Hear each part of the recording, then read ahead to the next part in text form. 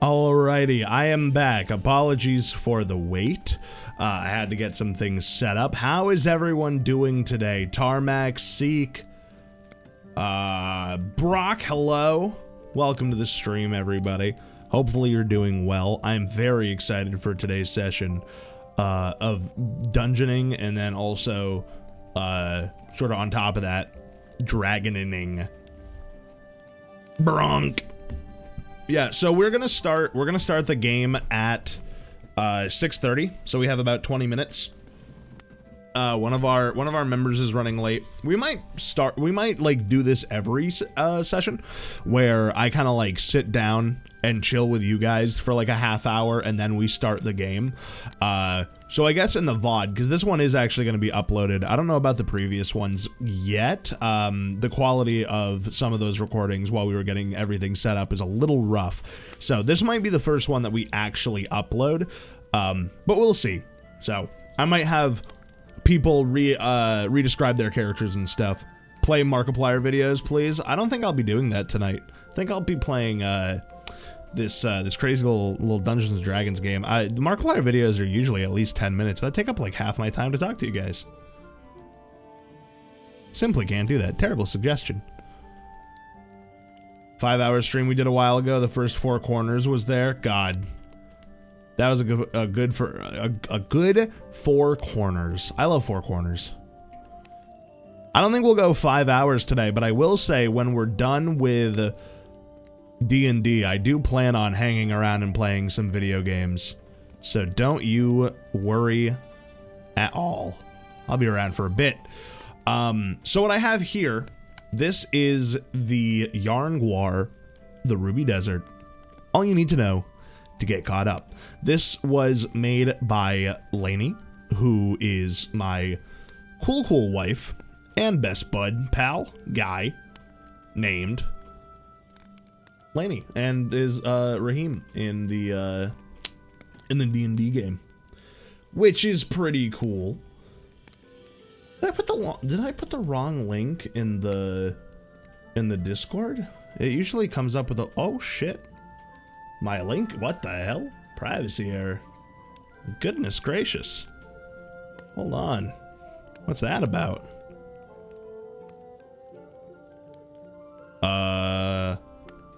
God, I don't even... Hello everybody, my name is Markiplier and welcome to Stink Dinkington.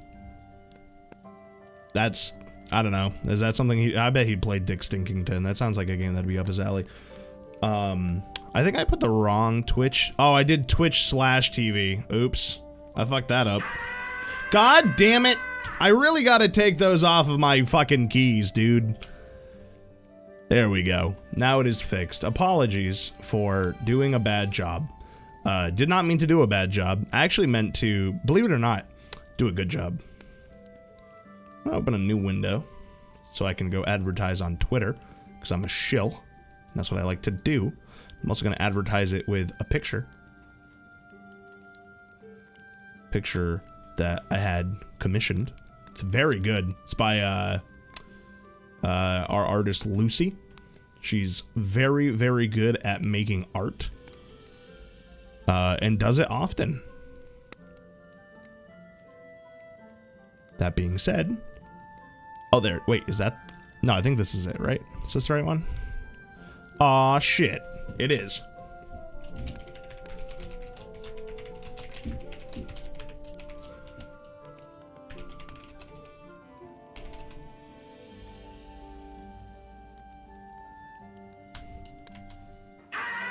God damn it! Dude, I swear to God, that shit is so fucking annoying. You know what's not annoying, though? I'm never moving that one. Never fucking changing that one again. Oh, shit. I fucked up my own tweet. Hold on. Shit. Shit. Fuck. Hold on.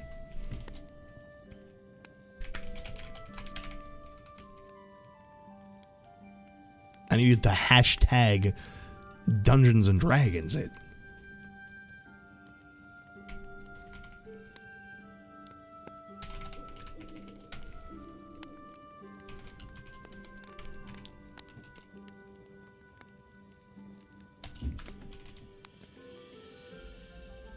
Hold on. God fucking damn it, dude. Holy shit. It's not for the bit anymore. I'm getting agitated.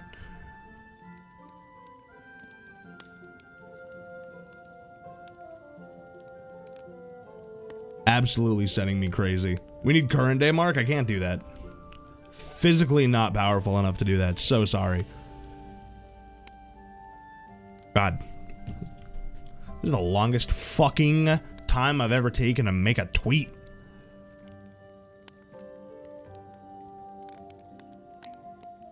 Cause I gotta put a picture on it, and it's like so far down in my downloads. Because instead of just putting it in like an easy to access folder, it's in my fucking downloads folder.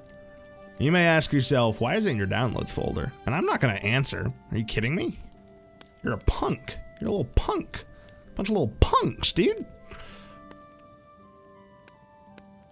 Okay, and then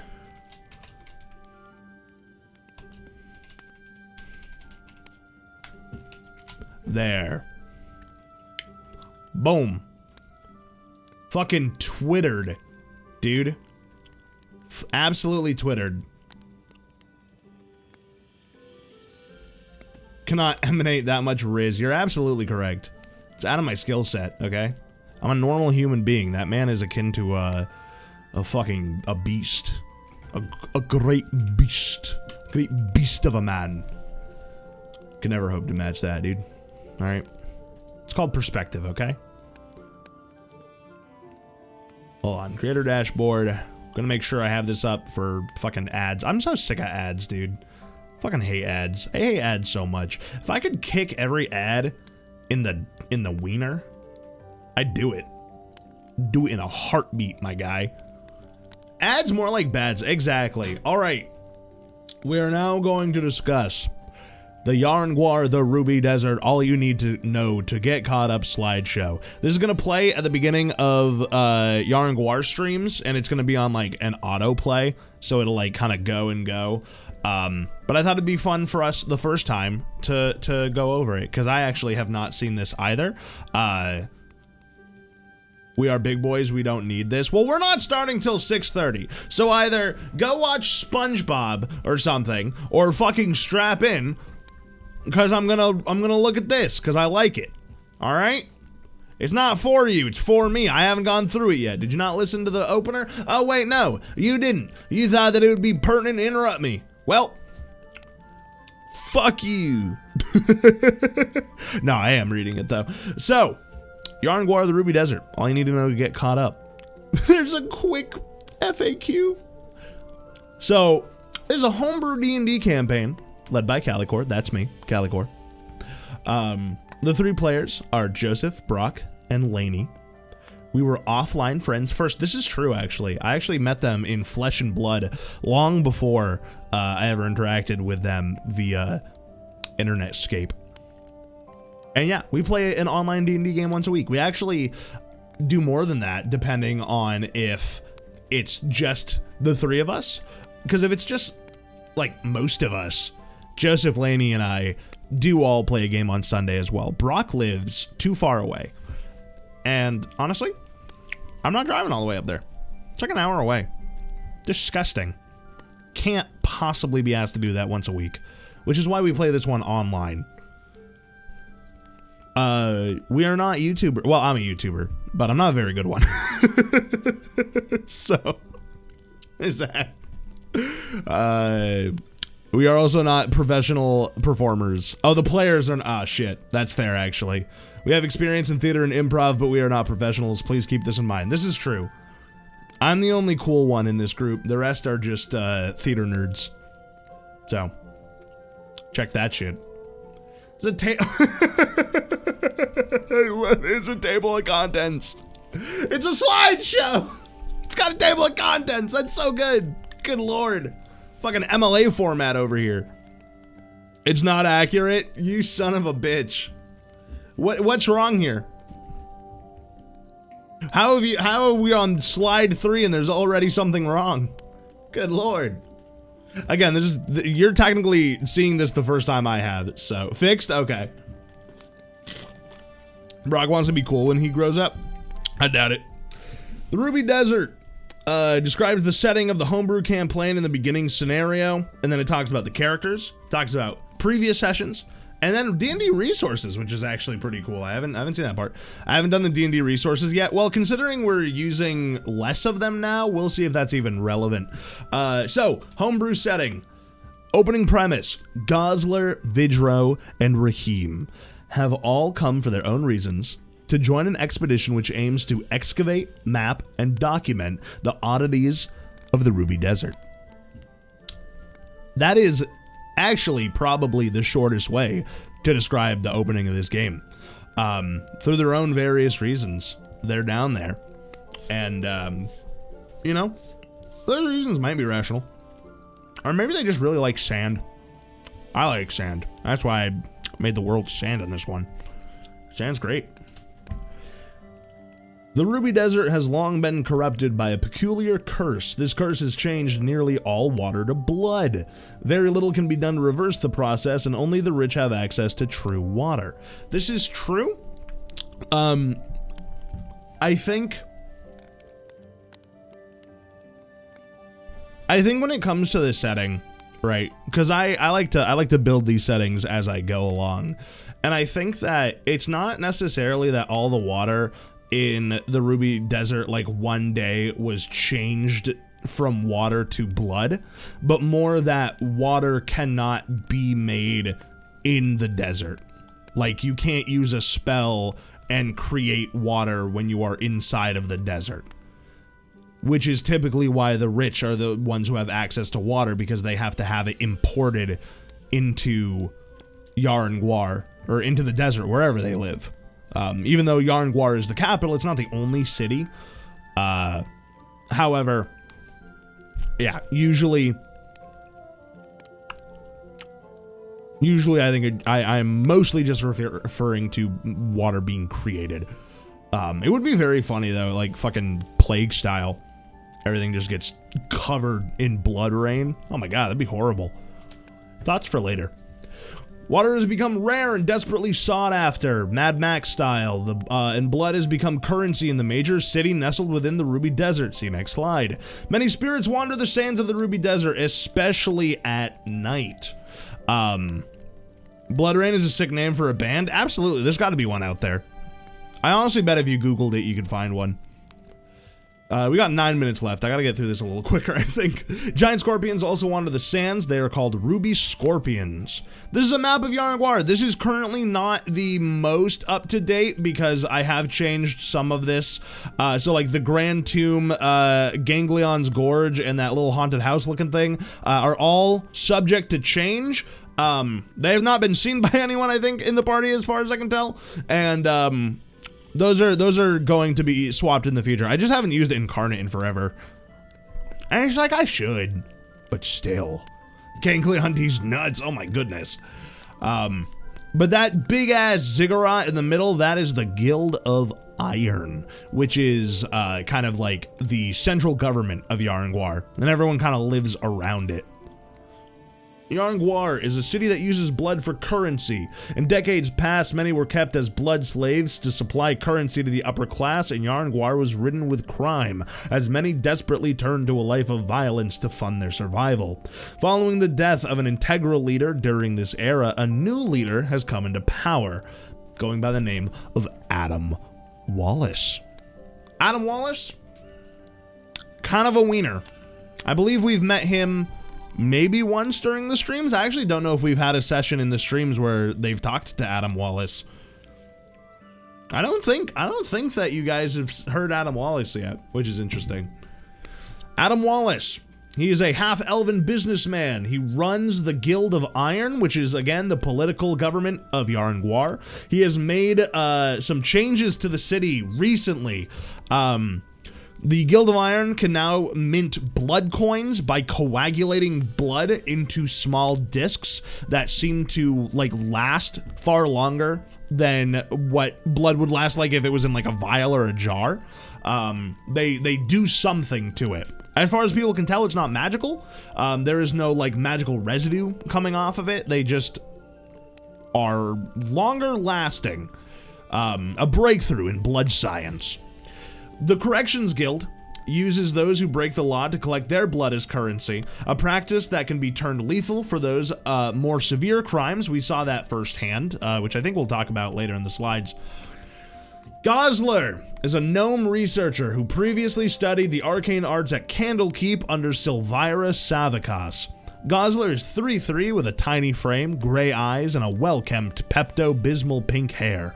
Gozzler is a planner who loves discovery above all else. He is able to create a familiar who typically manifests as a hawk named Arson, a small, devilish spirit. Vidro Beyz, played by Brock. Gozzler is played by Joseph, by the way. Played by Brock. Vidro Beyz is a tall... Are these two different... Here's the thing, if I click the back arrow, it's gonna make that screech again. But are these in two different fonts? One of them... Yeah, they are in two different fonts. Interesting. Vidro Beyz is a tall and lanky wisp of a man. His eyes betray that he has not had a good night's sleep in months, each night tormented by visions of the smiling and happy village he left behind. His faded green cloak conceals his strange array of weaponry under it. In artist's fairness, I don't know if we knew it was green at the time that these were drawn, so apologies for any inaccuracies in the art. He conceals a strange array of weaponry underneath it, a variety of strange daggers made of glass, a light crossbow with a demonic sigil emblazed on each of the limbs, and a completely ordinary wooden staff. As he walks, you can hear the sound of his glass blowing supplies clank around his hastily packed sack. It's soaked because of all the rain. Yeah, exactly. And then there's Rahim Monamiir, played by Laney. Again, a third font.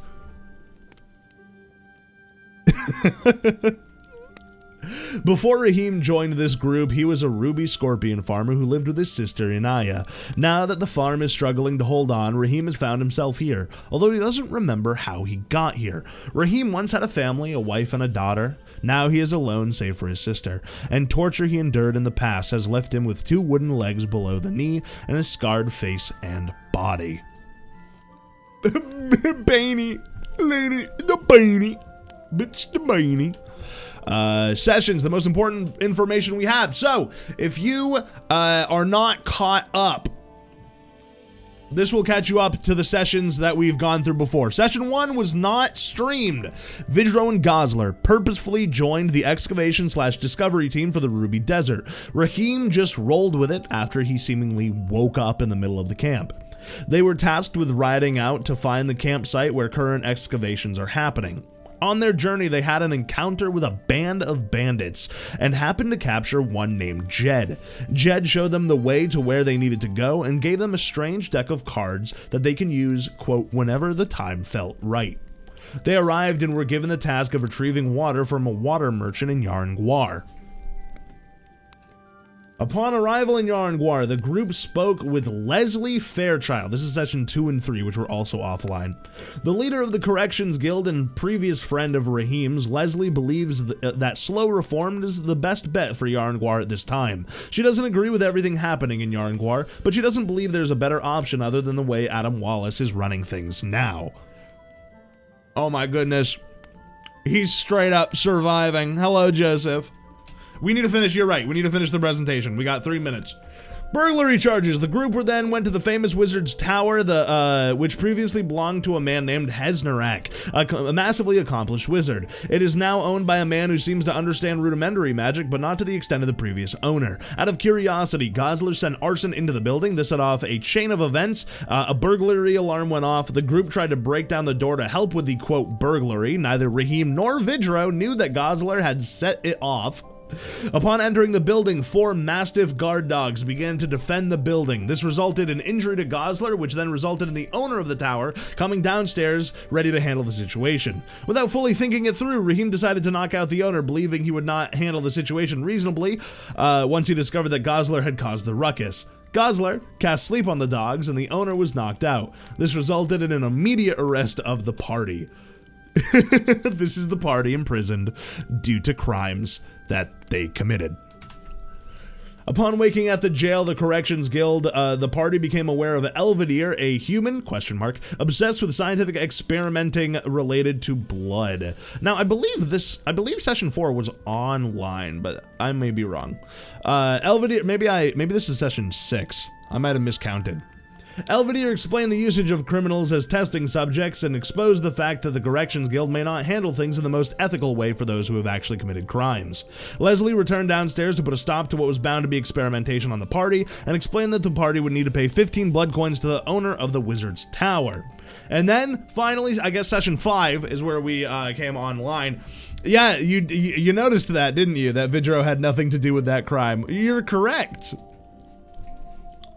You're absolutely correct.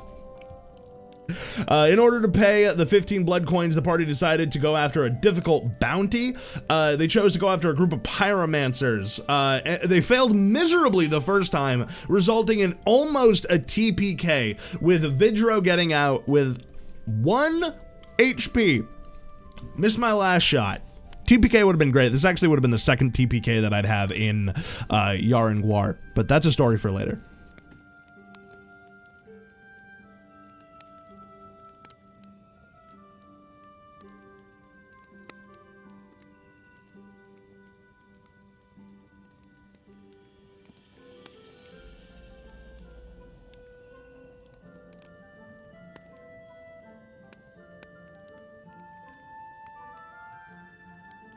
How long have I been muted?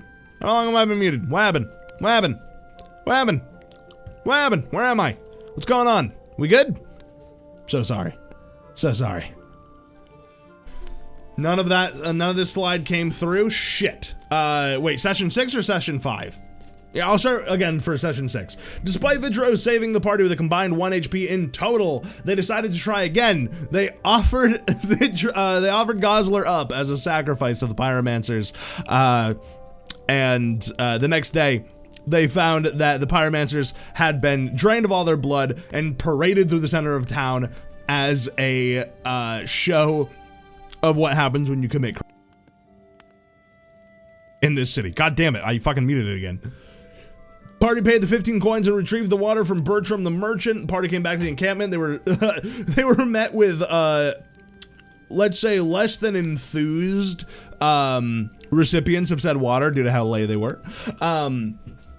They didn't realize. They came back to the group and they had uncovered some ruins, as they are an excavation team, and now they're going to explore said ruins. So, it is 6:32.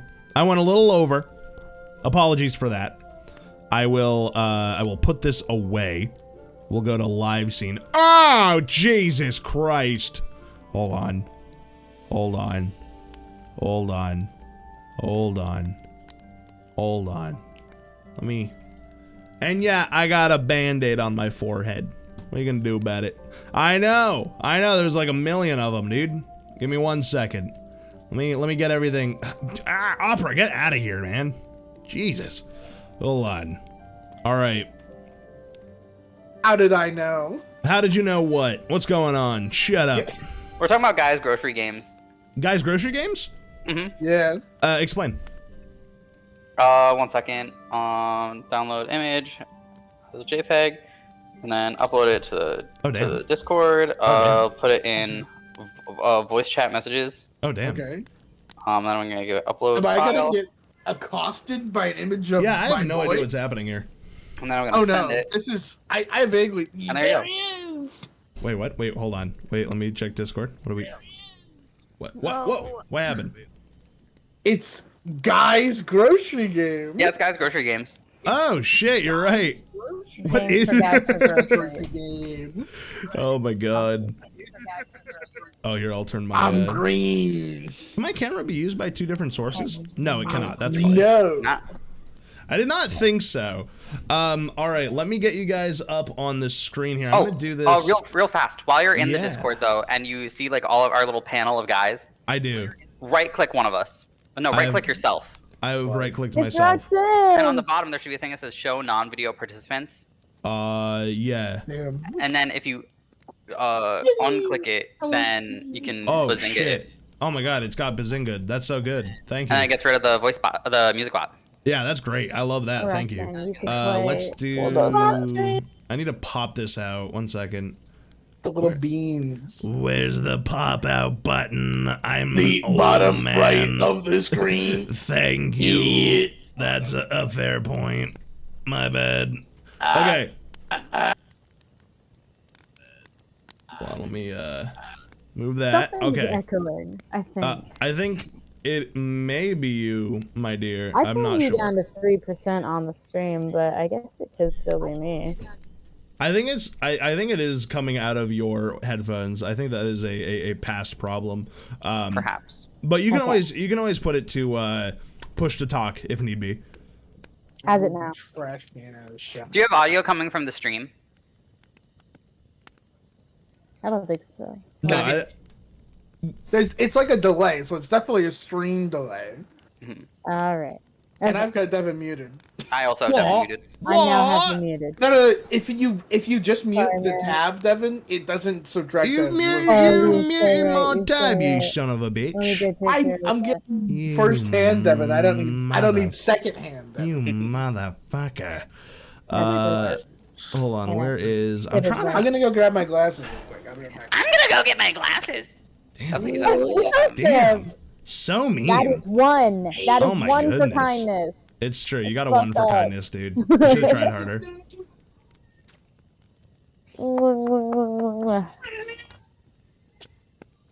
Oh, hell yeah, glasses. Oh, he's got the FDR blanket. FDR blanket. Oh my God, you're right. This is my fireside chat. Oh my God. Oh, good. Everyone, So good. I'm glad. I know that my chat will love our history jokes as much as we do. I can't wait. No, it's Even Roxy loves it. She I'm doesn't just know kidding. any of the He's presidents. my favorite president with polio. God, I hate oh man, polio. he was your favorite president with polio. He's dead now. That's true. That's what you think. You Oh can't have a shit. favorite once they die. Everybody knows there's a luxury island they send all the former presidents to, just like Total Drama Island. Oh shit. FDR Is that the crossed same? Rainbow Bridge. Is it the same as Epstein's Island? Yeah. Yeah, I Because thought they're- it might be. Yeah. There's more slushing machines though. Oh shit. Yeah. Those little hands. All right. So, are you guys ready to be amazed and wowed by a world of imagination and Crazy. fear? Whoa. Yeah. I'm born afraid. Oh shit. And you'll die afraid. It's a good one. I'm gonna say that one. No, that was later. pretty We good. love It's to- kind of we fucked love up. to bookend, right? Mhm. Like, Mhm. it's got to be equal on both sides. All for one for all. Dude, One that's for literally small. every day. Every day I say to myself, all for one and one for all. Mhm. It's exhausting, actually. Every day I say, Merry Christmas, Mr. Scrooge. What do the fiends say to you in Fallout New Vegas? Fuck off and die. I have no idea. I'll be honest, Joseph, I only got it far enough into New Vegas to get to the point where I continuously died to the same mercenary caravan every time I load up the save, so I have not gotten very far. Whoa. Let me see here. Oh It's god. different than Brock. I'm not very tenacious when it comes to Fallout games. I No, I fucking get love it. Fallout New Vegas. Dude, they take It's a good game. forever to video game though, I will say. Like, they are a hard game to stick to sometimes. But enough about video games and friendship. It's time to get into playing with our imagination. So, without further ado, do you guys like my temple ambience going on in the background? Yes. I definitely didn't turn it down because I'm so simple. Oops. All right. I'm gonna. All right. So, sorry, I hear yelling in the background. I don't know who's that. Who's that that me? from? I don't know. No, I think it's our roommates. I don't Oh, know. no. I'm so sorry. All right, it's fine. Well, you know what? We're more powerful than this. We're more powerful than audio distraction. So, welcome to the episode. Last time, our brave, heroic, strong, sexy adventurers made their way down into the deep, dark, dangerous ruins of some old place where a bunch of scholars want them to poke around in there and make sure that there's nothing that's going to be too sharp and hopefully nothing that's going to be too rude to them. While they were down there, they did bump into a couple of rude skeletons. However, they were able to turn them back to bones from whence they came. And so to dust they returned. They then found a book that can find traps for you, but only traps that the book has been introduced to, making it a bit strange.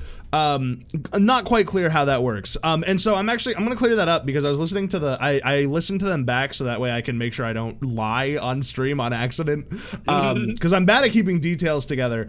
So I want to explain that book a little bit better. The book will show you like traps around you while you're using it. Like as long as you have it out and you are looking like around with it, it will show you traps even if it hasn't been introduced to it, but it has to be like near it. Like it has to have gone near it, and then once it's been near it, you can see it from like as long as it's in eye shot. So when you're holding the book, if you come, I think I have it written down as like within 10 feet of like a trap, it will, but it has to be open and like available to like get that information. So as long as you're walking around with it like active, it will gather that, and then you can see it from however far away that your eyes can see, basically. But it won't glow like behind a wall, for example. You won't be able to see that. It just outlines it. So I want to make that a Wand of Secrets was different. Yeah, like a little bit different. So now we enter back into Media Res. You find yourselves in a chamber. I believe you have just found a corpse with a note on it, and also a big-ass hole in its head. Reading the note, it seems to talk about some brain gobblers of some kind, who may or may not be down here, and also some kind of hole that may lead to the Underdark, as warned by the translator, who you got to read it for you, since none of you speak the language it is written in. We are currently standing, or you are, I'm not there. You are standing in a circular room. It is, hold on, let me double check the map here. Let me just make sure I have that up, because I don't think I should go off of just text. I'm gonna get confused. But you are standing around this body, and you have found a secret door in the wall. I believe Gozzler noticed an outline of like an indentation or something in the wall to allow it to open. And I think that was where we had left off. Did you open the door, or is it pre-opened? Closed, some might say. I believe it was not yet opened. I don't think any of the doors were open yet. Yeah, we found that funky little note, and we had like stees with that, and then we had exciting book time. Right. Okay. You guys did the book stuff, and then I sealed a slime creature in a crate. Yeah, a little gremlin. You left me behind instead of helping me open the door. Yeah, that's yeah, you're right. I completely. We are not using the app today. No, we are pure faces. More like schmap. More like Your schmap. face. It's true. Yes, Vidro has was it Vidro who dealt with it, or was it Gozzler? Yeah, Vidro, because Vidro was by the rations crate. Identifying the book. I'm having a little snack. Yeah, you have a that's okay. So I'm bringing it all back together now, because Rahim has just come back down when you guys discussed it. Vidro, have you talked to them about the little monster that you've? Oh no, I haven't gone back yet. You haven't gone back yet. Okay, so you're still in the main room. Yeah. Okay, so Rahim and Gozzler, you holding this book out, see an outline about 5 feet away on the wall of what looks like a door, specifically with a small sort of outglowing of a rock that juts a little bit too far. Ooh, Rahim, sorry, I was just gonna say, Rahim, you don't see this. This is just Gozzler who sees it, because he's holding the book. Because he's touching the book. I give out like a hearty like ooh, and I hustle over and start like fondling the brick to like kind of like figure out how it jimmies. I usually join him because I've seen I've seen it, so I know it's there. So I'm doing exactly what he's doing, like a little like comically, like someone cheating off someone else's test. Okay, so you're both groping the door's various stones. Try to figure it out. Yes, I'm groping. Yeah. Gozzler, you don't need to roll for this. As you press your hand into it, it only takes like a light amount of pressure, and it goes into the wall, and you hear and the door like kind of swings open, and it's on like these sort of hidden hinges that have been sort of drilled into the side of the wall, and it very lazily begins to open. There's no draft down here, so it doesn't like open all the way. You can't quite see fully into the room, but it is another pitch black chamber. I should have asked this last time. What do you guys have for a light source down here right now? Either dark vision or torches, because I know you have some, but if so, we need to keep track of those. I have a torch, I believe. Let me see here. I have dark vision, and despite the fact that it would give me disadvantage on stuff, I definitely would be not worrying about it. That's a Gozzler vibe. So I could use one right now. Okay, so you light a torch. Yeah, it's called fucking ambiance. You ever hear of it? Oh my gosh. I get an ambiance. Shit. The yellow and orange light flickers against the interior walls of the room, allowing you to peer a little bit into this next chamber. It is a lot more square than the rooms you've been in. All of the other rooms that you've been inside of have been almost perfectly circular. However, this room seems to actually end in several corners. From your vantage point here, or I guess disadvantage point, as most of the door is obscured by the room is obscured by the door, you can see two doors to the south. One is a rusted iron portcullis, and the other is a closed, almost temple-like door. It seems to have some sort of symbol etched into it, but with the dim light just flickering out on the edge of your vision, you can't quite make it out from here. All right, we got a temple door, and what was the other door? So sorry. The other door is just an iron portcullis. It looks like it is iron bars, and if you got close enough, you could see through them. Oh yeah. Okay. I'm gonna investigate the floor for any traps that would activate through moving through the room. Sure. Yeah. Are you doing this without moving into the room? And if so, how? I'm going to stay out of the room and move the torch as far as I can with my arms, angle it in every way, get the tiniest the nooks. But mostly I'm relying on Gozzler's little bitty of help as well for that help action. I will say, for a role like this, this sounds like more perception than investigation. You can't really get to anything. You're more just looking for anything that sticks out. That's very fair. But Gozzler, if you have perception, you could either roll as well or help. Ooh, I will. Is perception, you say? Yes. I'll help. I will offer help by pointing out things that I can see in the black and white monochromatic grayscale. All right, I'm rolling these on D&D Beyond.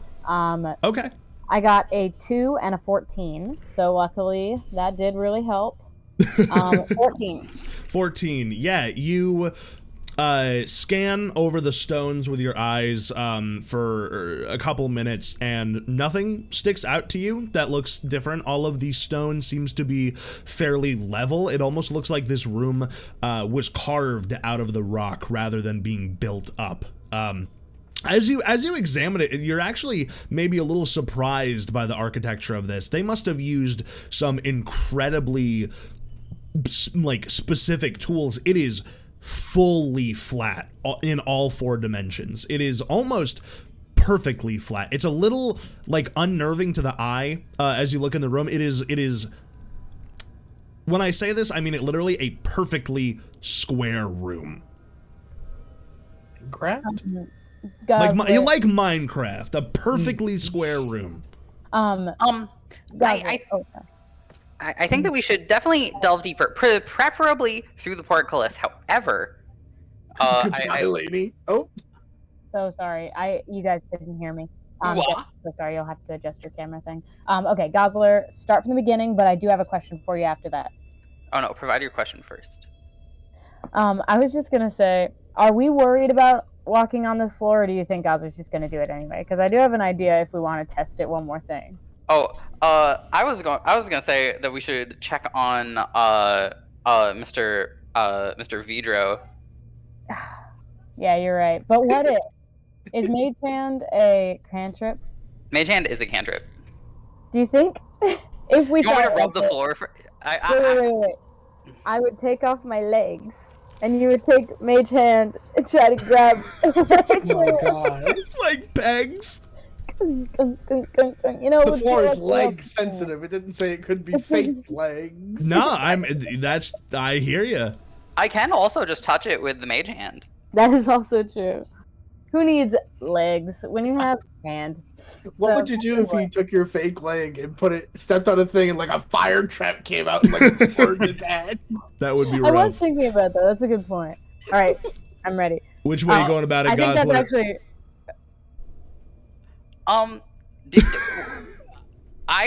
Sure. Let's use your leg in the Mage Hand. As I pop out my little beloved hand and start just kind of like, sort of like a blind person does with like their cane, like to like see what's going around. Basically, my little like disembodied hand is doing that with a fake leg. Okay, yeah. Roll investigation with advantage. I will say that I'm not totally fucked if this doesn't work because I just use a teak tree and just carve it out with a spoon. Like that's gonna be a 23. 23. With a 23, you just kind of like bop the wood, like the wooden heel against the ground with your mage hand. The wispy spectral hand like kind of bobbing up and down as it goes.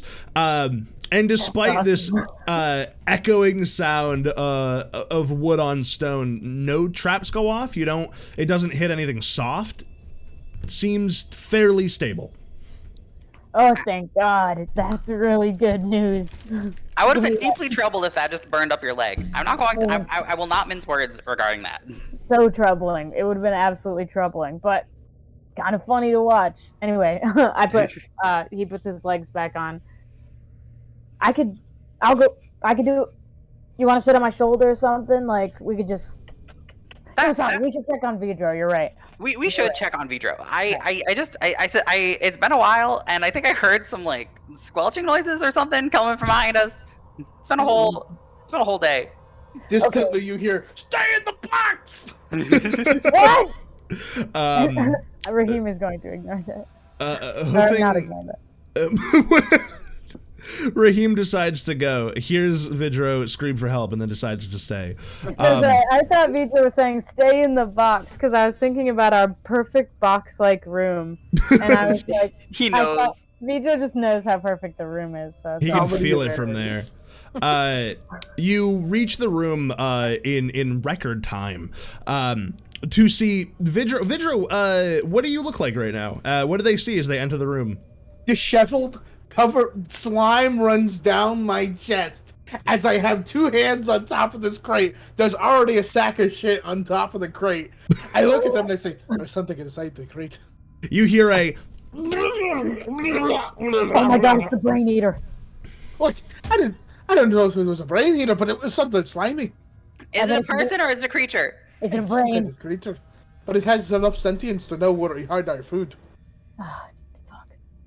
Okay. Ooh, you just open the box and I'll just. I'm going to open it towards you then. But okay. I'll catch it and then I'll slam it on the ground like a football, or I can hit it with my weapon, obviously. I mean, you do you. Whatever works. On the count of 3. Okay. All right. 3. I ready my weapon. I say 3 and open the crate. I can do it. Okay, yeah, okay, alright, I like this. Rahim, make me an attack. Okay. Hold on, I'm trying to decide if it should roll or if you should... Okay, yeah, you know what? Let me roll something real quick.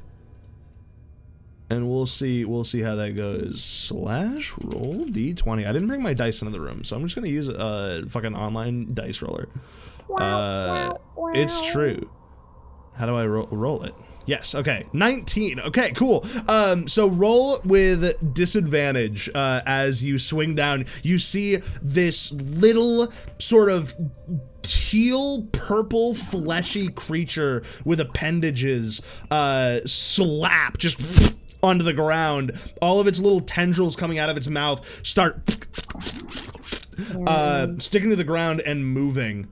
Yeah, what is that bubble sound? Is that... What is that? Did you hear that?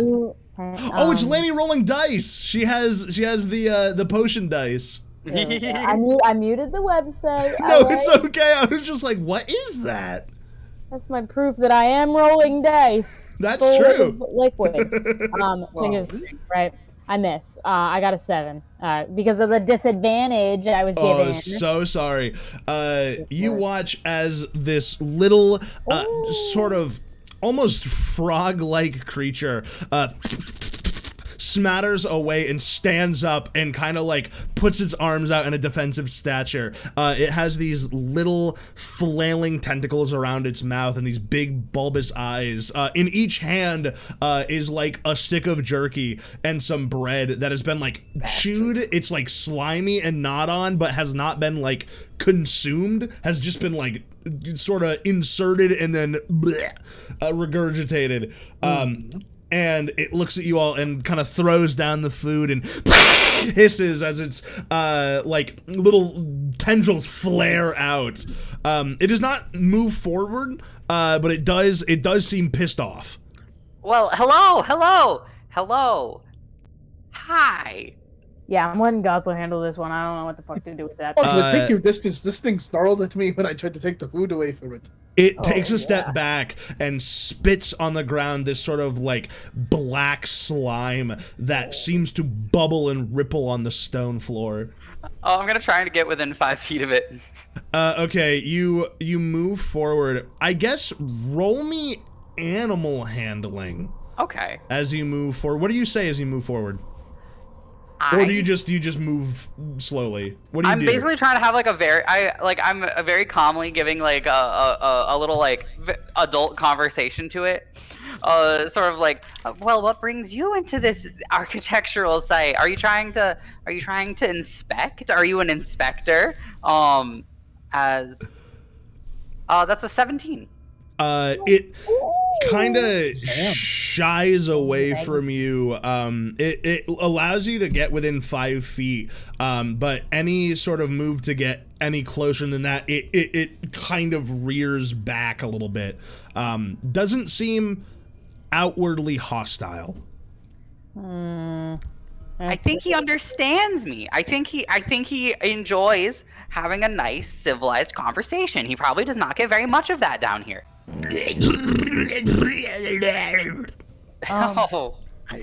He sounds really civilized, Gozzler. He really does. Well, okay, maybe it doesn't speak the way we speak, alright? How many languages do you know, Vidro? A couple. Here and there. Me too. Some. A couple. But I don't speak animal. I don't speak scoundrel. Scoundrel, Oh. yeah. Oh, okay, I have a knowledge gathering idea. okay. You can tell him to write with his little tentacly hand. That's actually also a good idea. My plan was to create an illusory second one of him to see whether he reacts with anger or joy. You're gonna give this thing the mirror test? Yeah. I'm actually really interested in how that would go. I mean, in the name of discovery, right? It's pretty interesting. The creature kind of watches you guys now, just like kind of just having this conversation like it's not in the room, and it kind of like walks to the left and walks to the right, kind of looking at you strangely, kind of cocking its head like it's almost like it's investigating you as you talk. I take a couple steps back. I pull out my little components. What is it for minor illusion? I pull out my little bit of fleece and I rub it between my fingies. And just in front of me grows a little like little brother-looking guy of him, just kind of standing there like with the little tentacles on his hips. Does it like mimic his actions, or is it just kind of looking at him? I don't think I can make it move. Oh, okay, so it's just kind of like doing okay, like a pose. Yeah. The creature kind of jumps in surprise and then kind of scuttles forward. He's like starts sniffing it, kind of like moving around it. I'm guessing it's illusory. It is illusory, and I believe it smells like nothing. You can't touch it, and it just kind of is like the air. Yeah, you watch as it puts its hands through it a couple of times, kind of swishing and then looking at its own hand, and then looks at you and looks down at the sort of thing again, and then it kind of matches the pose, like, and looks at you kind of confused but expectantly. I give a hearty thumbs up. Yes, precisely. Successful experiment. We've learned. It drops down a little bit and kind of continues to watch you. If you can understand anything we're saying, do this shape on the ground, or this. I don't care. Wait, you want him to just draw a line on the ground? Make a line on the ground if you understand what's going on. It holds up one of its 3 fingers. Oh. So you don't want to draw. Okay. I can think of a different activity, I guess. Okay. I think you guys are trying to communicate with what essentially is like some kind of weird slime rat. I don't think it has any higher intelligence than eat. Did you see where he came from? I point towards the direction that the previous party had went. The other half of our party went last time. It went right where the other half of our party went, through those doors there. For those who don't remember, Vidro points down across this large spherical room.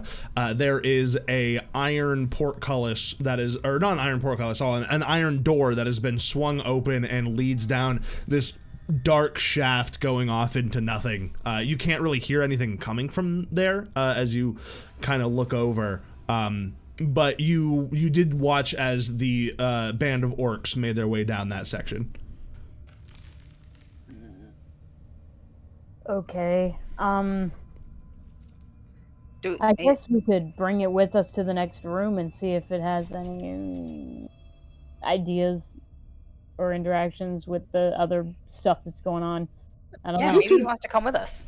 You two are more than welcome to touch that thing, but I'm going to keep a fair distance. Can I roll an animal handling to see if I can put it on my shoulder, David? As you reach for it, it begins to kind of flare its tendrils out. You can make the check, but touching it is going to have to be a roll with disadvantage. It is very anti-touch. Ooh.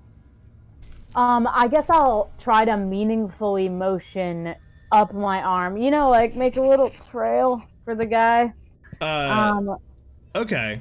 Like a snake? I don't want disadvantage, so I'm not going to touch him, but yes, I'm going to give him the clues and hints as to what he can do here. It kind of cocks its head and steps forward. Let me make my roll. Let the dice tell the story. Whoa. I have a plus 3 in animal handling. All right, roll an animal handling. Here we go. Yay! 21.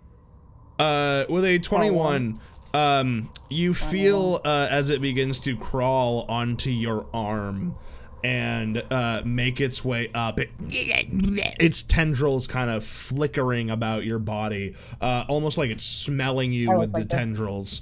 And as it gets by your the top of your shoulders, it kind of places its tentacles onto your head, like it's feeling around. And then you feel. Wait. What? What's that? In my brain. Can I yank it off? Like if it starts to touch my head. Roll for initiative. Oh no! Hey, I tried to tell you guys. I'm not friends with anybody. No one wants to be friends with you. They all hate you. I got a 5. Oh no. Dude, I got 12. It's not so bad. I'm just so trusting of him that I'm gonna let him get away with a lot before I break him. Joseph, it's okay. I got a 4. Oh. Oh no, we lost Laney again. Oh no, she's dead now. I'm gonna play music in just a second here. I just need to get that. Trying to play music through Discord is my least favorite part of doing this online, I think. It seems a little arduous. It's only because I have to do like the plus skip and then the plus play. And it's two things, but still. Oh, it like, needs to be so much better with Rhythm Bot, and then YouTube was like, nah. Can't Rhythm Bot it, dude. That'd be inappropriate. I miss Can't possibly. Every day. Oh, all right. Man. Let's see. Let me bring up. Ooh, the war drums. Oh yeah, dude. All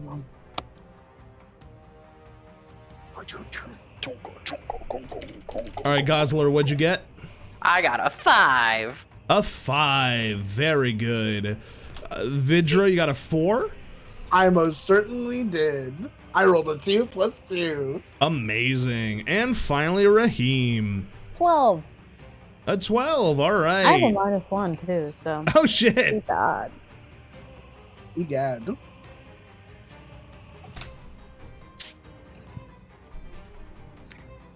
This creature got a 28. This creature got a 5,462. He cast Power Word Kill on Rahim. That would be so rough. Disintegrate brain. It commits execute brain. This whole family can't die, alright? It's revealed that it's revealed these 5 liches and a beholder in a trench coat. They're all in love. He's actually the primordial ooze that created all life. Oh, he's Chip from Sonic Unleashed. Oh shit! Oh god, you're right. I hate Chip. Okay, up first. Oh god, believe it or not, it is the creature. No. Who could have seen this coming? It's true. If it makes you feel any better, it got a natural 20, but it has a -2, so it got an 18. He's slow. Spoiler alert. He's so slow. Still goes first. Rahim, it's gonna go after you, as you are definitely the closest thing for it to try to murder. It is going to use its tentacle attack on you. Let's see. Oh, good. That's such a high plus to hit. Let's see. What do we got here? Go. Yeah, it's got plus 1 to hit for each lich that lives in it. Does a 16 hit? Yep, just barely. That is my... Okay, you feel as the tendrils like slap onto you and like almost seem to hook out these little barbs that attach it to your head, and you feel as like it doesn't come off when you try to pull. Let's see, it is going to do some damage. Disgusting. Disgusting. I would rather it didn't. You take 4 points of piercing damage as you feel these barbs start to drive into your scalp. Right now it just feels like very irritating, but you feel like if it tries to pull, it's not going unless it takes your hair with it. Up next is Rahim. You got a squid on your head. Okay. Let's see here. I will. Now this is interesting. Oh shit! Wait, I'm so sorry. We gotta pause for a second. An ad is about to start. God damn it! I can't stop it. All right, very quick break. If you guys need to grab a drink or use the bathroom real quick, just do it right now. We'll let this ad play, and then that way we can do the rest of this dungeon and fight without any interruptions. Oh, it's piss time! Quick piss time! Go, go, go, go, go, go, TP go! Junction. Make it happen! Make it happen! Poop out those butts! Pee out those turds!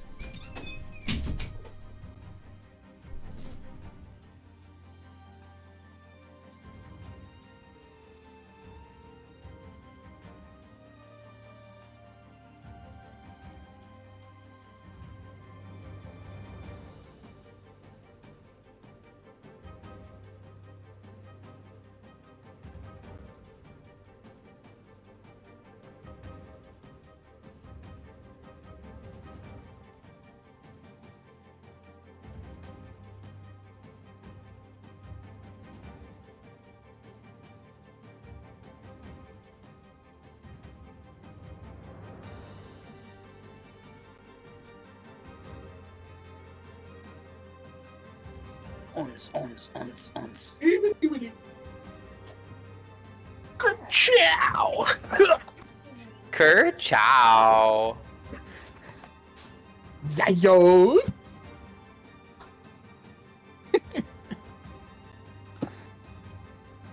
Wonk. Wonk. All right, losers, I'm back. Don't you worry. Apologies for that impromptu break. Very bad hosting on my part. Never apologize. I'm literally doing it right now. You can't stop me. Shit. All right, I believe the ad should be over, if not in just a moment. Wait, what are we waiting for? Laney. Well, no, I'm not. Well, yeah, we're not gonna start yet. Someone in chat was like, "Wait, don't do it. Don't play D&D, please." Also, your I think your Discord is like clipping over your chat on your stream. Oh shit, you're right. Oops. That's embarrassing. Doopsie. Here, No let me- worries. It must have just happened when like Laney came in and out or something.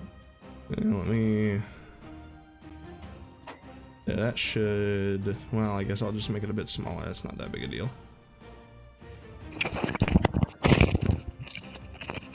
I return. Welcome back. No, you haven't. Don't lie. I'm Dude. literally here. Yeah. Why would she ever lie, dude? I can tell. Oh my god.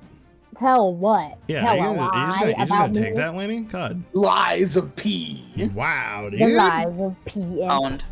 Oh. You just called us losers. That's true. I'm so sorry. All right. So, Rahim, there's a fucking squid on your head. What do? All right, so I'm thinking, my weapon. Does it make sense that I could? I want to get it off my head, I guess. Should I use a specific weapon? I have a sickle, so that might be good at like kind of. Yeah, a sickle would be Getting perfect. points. I was gonna give you disadvantage on your swing if you used your double-bladed scimitar, because it's gonna be too big to like It's so big. position. But a sickle's perfect. All right, I'm gonna roll that. Rolling. Oh, natural 20. Oh Let's shit! go. All right, All right. you Rolling pull the my sickle fingers. out. You swing back, hoping you don't stab yourself in the head. Oh, okay. That's 7 damage. 7 damage. You drive the sickle right through the middle of the back of this creature. You hear it as It it actually like probably gets did more than pierced through. You feel the spurting of dark purple ichor as it begins to run down your back, and it begins to like flail and claw. But it is still alive. Devin, I'm so sorry. Technically, since I crit on that, I think I would do 2d4 more. But I don't think Well, it's I'd a add sickle, 3. right? Yeah. It's a. So if you roll 2d4, I think that's Never mind. Actually, that's perfect. You're so okay. right. Don't worry, I got you. Yeah, Got him. it is flailing rather limply now. Oh no. What was that? Gozzler. I'm identifying the situation as it stands. And so what I'm gonna do is I'm gonna approach him. And I'm just gonna light this candle. Yeah, I'm gonna approach him. I'm gonna make meaningful eye contact with him. And I'm gonna start whispering. It's all right, little guy. You don't have to be scared. And then I'm gonna cast Mind Sliver on him. Make an intelligence save. All right, Our boy. let me make that sick intelligence save here real quick. Go. I got a 19. Nothing happens. I'm just being nice to him. Its excellent. eyes grow bigger, and you watch little tears begin to form at the base of the eye. Vidro. He feels like Gozzler is whispering to it. Rahim still has like the sickle halfway through its torso. I am gonna bonus action shillelagh my staff as I coat my staff in a layer of glass, and I say, Rahim, this is for your own good. And I'm gonna swing the staff at the slug on Rahim. All right, yeah, roll an attack. You bring down the glass covered staff. Does a 13 hit? It does. The slug? Yeah, it absolutely does. Excellent. Okay. Oh hell I was yeah! worried that I wasn't gonna hit the slug. That is a total of 6 for a total of 10 damage. You hear a satisfying as the brains and gore of the little squidling splatter all over the back of Rahim's skull. The body gives one final shudder before the tubes kind of connecting it to Rahim's head slacken, and it falls onto the ground, incredibly very dead. Thanks again. Thank you. Why can't anyone be friendly after being nice? I tried to warn you both. It was basically a rat, and you cornered it. I'm not sure if something like that would qualify as a person necessarily. It's not so much of a little guy. Does this little freak of nature look like any sort of animal that I'd ever have like interfaced, like not either interfaced with or like heard of? Does it look like a squid? Or sorry, have you ever seen a squid? It looks like a squid. I apologize. Okay. Have you ever seen a squid? Like, has Gozzler ever seen one? I think that Gozzler would at least know what a squid is. Okay. As from what you've read, this looks like if a squid could stand and had like an anthropomorphic body, like you know how I'm trying to think of the best way. No, not like fucking Shark Tale. As you look it over, it's not exactly a full formed creature anymore. It's more the smatterings of one. But from what you saw while pre-pulpening, it looked a lot like if a squid evolved to walk with human legs. Like if a person grew out of the bottom of a squid. So its mouth is still like just a beak with tendrils, which is now like shattered and cracked in half. It's got these like giant eyes, the inside of which is like this very hard, almost pit. Which squid have, by the way. It's their iris. It's super weird. But yeah, it's got this like very hard sort of center to its eyes. Its eyes are completely black. And the inside of it is mostly just like spewing viscera. It would be kind of hard to dissect properly at this point. It is more goo than creature currently. Does that make sense? As far as like, it doesn't look like anything you've encountered before. It almost looks chimeric in nature. Like it doesn't look like it's not just a squid, not just a squid guy. Intriguing. But like a little guy, like a little squid guy. Gozzler, do you have anything we can like contain this with? I think they'd want to see it up there. Let me take a little gander. If I could. We could carry him, but I'm not really certain that we want him. He's just kind of a little freak that got bashed. I think we could probably just leave him here, you know? Yeah, I mean, I guess. I just feel like this is important. I don't know. Like, it's a weird... You guys haven't really heard of this, right? Like, I'm not being weird, am I? Like, this is weird. No, he's very strange, and a little bit baffling. However, if he came from where the rest of the fellows went, I assume they already know about him. Yeah, I guess. Well, I'm gonna put him in this box. I put him into the box. Yeah, you slop whatever's left up in your hands and kind of. It's a ration box, so now the gore is just like sitting on the top. Wait, are you putting it in the ration box, or are you putting it in the box that's designed for like relics? Because those are the two boxes you have. Why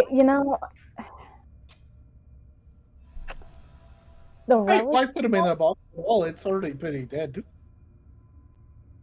I feel like, okay, I'm not trying to be like paranoid, but I feel like if we leave it behind, it's just not going to be there anymore. Because it seems like it's not even from this place. Like, there's like some something going on in this location. I don't like it. I'm just fine. If I'm being weird, that's fine. But I just think if we put it in the little relic box, then we'd have done our due diligence. And I'm trying to keep the boss off my. Yeah, let's toss him in the relic box, and it'll if they ask what we found, we'll say that we found him. What if we just bring it up right now, and then we don't have to worry about our relics getting all slimy? Like Fine, outside. I'll bring it up. I'll bring it up. So it's a rope. Damn it. You'd have to. You know mage hand, right? Yeah, I'm just gonna. How much does he weigh? Not 10 pounds. Less than? Yeah, I think so. Yeah, I'm just gonna toss him out of the hole, and then I'm gonna pull out. And then I pull out my special book, and I'm gonna see if there's anything funky in this room. Pulling out your the rope, and I deliver the things. What things? I'm gonna go put that thing somewhere like inside the tent, so it doesn't burn up in the sun. Oh, okay. Yeah, you walk into the tent of people that are kind of like they're looking over old urns and jars, and they kind of turn as you splat this disgusting meat sack. Did you want me to do something with this? It's weird, right? Oh, nice, super weird. Yeah, for sure. Did you want what? It's weird, right? I thought you wanted weird stuff. No, we do. I just don't think it's. You know did what? you want me to find out what it is? Cataloged this. Oh, I listen. I'll catalog it, man. Like, you don't gotta be aggressive with me. I just try to find out what's going on. Sorry, I know you're doing your job. Nah, it's cool. I get it. So, do you want me to like identify it? Like, do you want me to like dissect it? What's the deal? I turn my head back in and I say, identify it, I guess. Figure out what it is, where it's from. Like, what is it? Gary, I need the biology book. No, the big one. No. Okay. It'll take me a little while, but I think I'll find out what it is. That's fine. Thank you. Bye. Okay, bye. I put it back down. Yeah, you climb back down the rope. You've now successfully gotten rid of one goo boy. Congratulations. I don't like the way you said one. No, I was kidding. No, you don't level up. I was joking. Oh. Back to it. You cannot tantalize that in front of me, Devin. Back to the content farm. Go. I crave leveling up more than life itself. Oh, I know it. Level I know 5 it is 100%. Oh, I get spells. Oh shit. In that case, I will whip out my special book. Okay. You whip out your book, kind of looking around, and there does not seem to be any glitters or glistens in this room. Hey, Back to the square perfect room, am I right? Yeah, we found the most square room. You wouldn't believe it. hey, that's You're gonna love this room, man. a little strange, but okay. Let's stay in the room. All right, you guys make your way back over to the square room. Again, Vidro, you're kind of seeing it for the first time, but they are not lying. It is a perfectly square room. There's no, like, tilt to the floor or nothing. It has been preserved perfectly after, presumably at least, like, 100 years, if not more. To the south, there are two doors just kind of chilling. They both sit closed, and as you walk closer with the torchlight, you can see through the bars of the door that, like, there's two of them to the south. One is on the west side, one's on the east side. The eastern door has grating you can look through, like iron bars, and it seems to open to another room that seems to contain, like, a table, some chairs, and a desk. The room you are in right now has no furnishings whatsoever. Okay. Well, so far, portcullises have done well by us. That's true. Although, which one do you think goes deeper? I didn't care about going deeper. I'm interested in what's in that desk over there. I like to check the little rooms and then go further down into the big room. Oh, have you done this before, Rahim? Yeah. No, that's how I clean my house Like, you got to get all the side rooms, and then you get into the big, long hallway last, you know? So, that being said, I really have no business being here, so I'll take your guys' lead. Well, we went west, and then we went south, and then we went south, and now there's west and east. So true. All of that of the above is true. I guess the portcullis door, I mean, that's the one I'm hearing about, so that's good. If we accidentally find like a portal to somewhere horrifying, then we can just simply about face and then look at the more friendlier surface level rooms if necessary. Yeah, I agree. Okay. Yeah, I'm gonna start looking for a way to open the portcullis door. There is a large circular wheel connected to a winch that looks like it would raise the door if it was turned. Before we start cranking it, can I use an investigation check to listen behind the door? Yeah, well, it would be you could do a perception if you want to like perception. listen. You're right. All right. But I don't think Gozzler could help me to hear better unless he just listens himself. So I'm just gonna roll a flat roll, and if he wants to roll a roll, he can also roll one. Sounds good. That would be a 18. Focusing your ears and listening down into the chamber, you said 18? Yes. You hear a very, very faint, what almost sounds like voices. You can't make out if they're yelling or if they're talking. They're very, very far away, but just on the tip of your hearing, you can hear voices that seem to be multiple people speaking. With my 18, would I be able to determine if this is just the natural way of hearing, like, the camp above me, or if it is distinctly underground that direction? 18, I think you can determine that it definitely doesn't sound super muffled like it would if it was coming from above. Okay. Like, it's far away, not necessarily behind, like, a bunch of walls. Okay. Guys, I think I can hear people down there. I'm not joking. I mean it. Oh dear. Well, in that case, I suppose we check out the safer room, and then perhaps we check out the people that we have to kill room. Yeah, we could give that one a listen too, I guess, but it might just, I mean, how well am I perceiving the sound anyway? It's that direction, so it could be either of those doors, I think. I suppose so, but I think if they were behind the grated door, we would have heard them already. Yeah, that's a good point. Fuck it. Do you guys want to check this door, or should I check the door? Or? I'm just gonna open the door. You're opening the door, not the portcullis? Yeah, the great door. Okay. You open the large limestone slab. It's rather difficult to push open, actually. You begin to press your shoulder against it. It feels like something is kind of stopping you from getting through. To get further, you'd have to roll a strength. I'm gonna give it a strength. All right. Strength or athletics. Ooh. I got a 2 plus strength for 5. I have a +3 to strength. Athletics, I have a +3 as well. You can give it a go as Vidro weakly presses his tiny frame to the door. My strength is actually worse than that. It's for 3 total. Oh, his feet are sliding against the dust, smattering the floor, making 0 progress. I rolled a 14. So not too much better.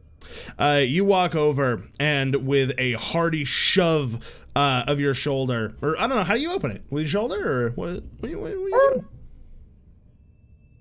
Well, actually, now that I'm a little in charge, I might try to gently roll it forward and listen as I do so, or like poke my eyes out, like. Okay. You help to carefully open the door, kind of pressing your weight into it slowly, looking into the room. what lies before you is a small squarish chamber. This one is more of a rectangular room with kind of a almost like domed ceiling. Not quite circular, but kind of if you were walking into like a chest, like a trunk. It's got that kind of like curved top with a flattened bottom. And in this room, there are a smattering of different types of furniture. It looks like there is a couch along the northern wall next to the door that is made purely of limestone. There seem to be old sort of what maybe were once blankets that have long since been chewed away by either moths or just the passage of time, now reduced to threads. There is a rug on the floor that actually, although is covered in a large print of dust, seems to be in fairly good condition. It is woven from these very bright and rich purples and golds that weave through the fabric.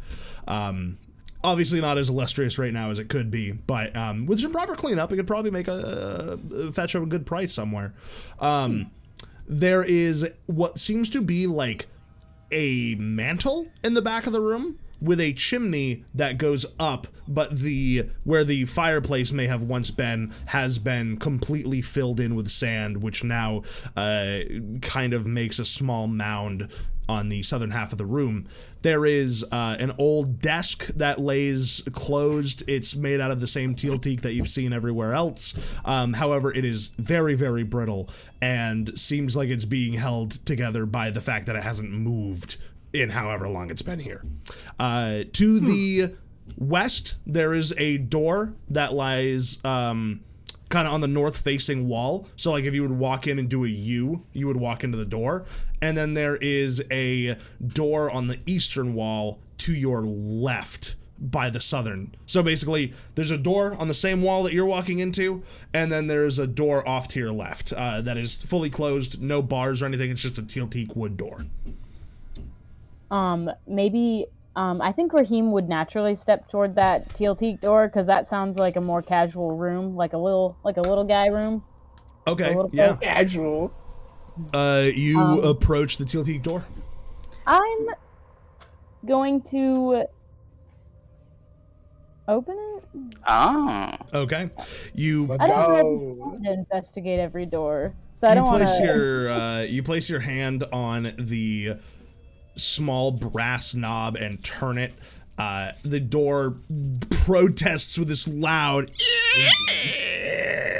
as it opens, just these rusted hinges, leading you to a room with a portcullis on the northern facing door that leads to a very familiar looking square room. The room in here also has a desk. I'm sorry. Yes, Joseph. So which direction? So we just went west to get to the room that had the desk and stuff in it. Yes, both of the doors that were in the big square room are on the southern facing wall. Just they're side by side. And gotcha. So this is the connecting door between those two rooms. Gotcha. This other room looks very similar to the one that you've just entered, except it does not have the mantle or the couch. It just has a desk, a smattering of old cloths, and some clay pots that kind of sit in a corner. Do either of the desks have drawers? Yes, they do.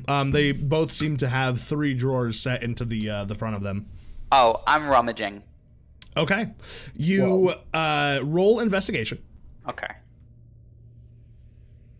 I have a +6, which is going to give me an 18. Okay. With an 18, you open up the drawers and you look inside and you see that there are essentially what used to be papyrus that has long since dried out and cracked and kind of fallen to pieces. There does seem to be script on these papers, even if it's all out of sorts and jumbled up. And if it were to be put together, you might be able to recreate the page. But in its current condition, it is illegible and you can't, it's definitely not written in common. Okay. Is it? If I'm careful about it, is it takeable? You could take the drawer, but you would have to be very careful of not upending it. If you were to like put it into a bag or something, it's very likely that it would just crumble to dust. Gotcha. I'll make a mental note of it. Okay. The other drawer seems to be empty. The other two. I have a question. Is anyone else suspicious of the pile of sand in this room? Because I'm suspicious of the pile of sand in the room. Oh, Laney, you're muted. She's gesticulating. Oh my god. What I think is we should take the sand and we should eat the sand. You take the sand and you take the sand. No, I was gonna say, you don't have to ask. I'm suspicious of everything in this room, in this building. Can we please dig in the sand? Yes. I actually have a shovel. Wait. No, I don't. Wait. Do you or do you not have a shovel? Okay. I don't have a shovel. You begin, you get on your hands and knees, you and Gozzler. Vidro, are you helping? I am going to guard the entrances and exits of this room for brain-eating slimes. Of course, of course. The brain-eating slimes could be in the sand. You don't know. And you guys can take care of them. I'll take care of them once I get this started. Pawing through the sand. Let the great guys handle it, actually. Gozzler, your fingers clasp around something small and metallic. I found something small! Hey! And metallic? If it's an artifact, then this is a great day. I yank it. You pull out what seems to be a small silver ring with a single topaz inlaid on the top. Oh. Okay, do I inspect this or do I just put it on? I'm just gonna put it on. Wait, no. No. Okay. Are you attempting to attune to this over the next... Like, when you put it on, you feel like a sort of vibrating coming from it. And you feel that you could attune to this if you were to wear it for an hour. Nothing happens when you put it on. Like you don't drop dead or anything. Okay, good news. I have a question. Do you guys want to sit down and maybe like inspect the nice architecture while I identify this, or should we just walk and go? Because I can walk and go. It'll just be kind of useless while I'm casting my spell. Good question. I could. But this is what the job is for. I mean, you're right. I could just run some stuff up so we could pass some time, literally. Hey, I suppose I could look through these desks. I suppose. Oh wait. What am I talking about? I can make arson do it. Yay! Let's go! The power of arson. Bird. Yeah, you, I guess, slip the ring onto Arson's little taloned claw. It has a range of touch, so I can cast identify through him.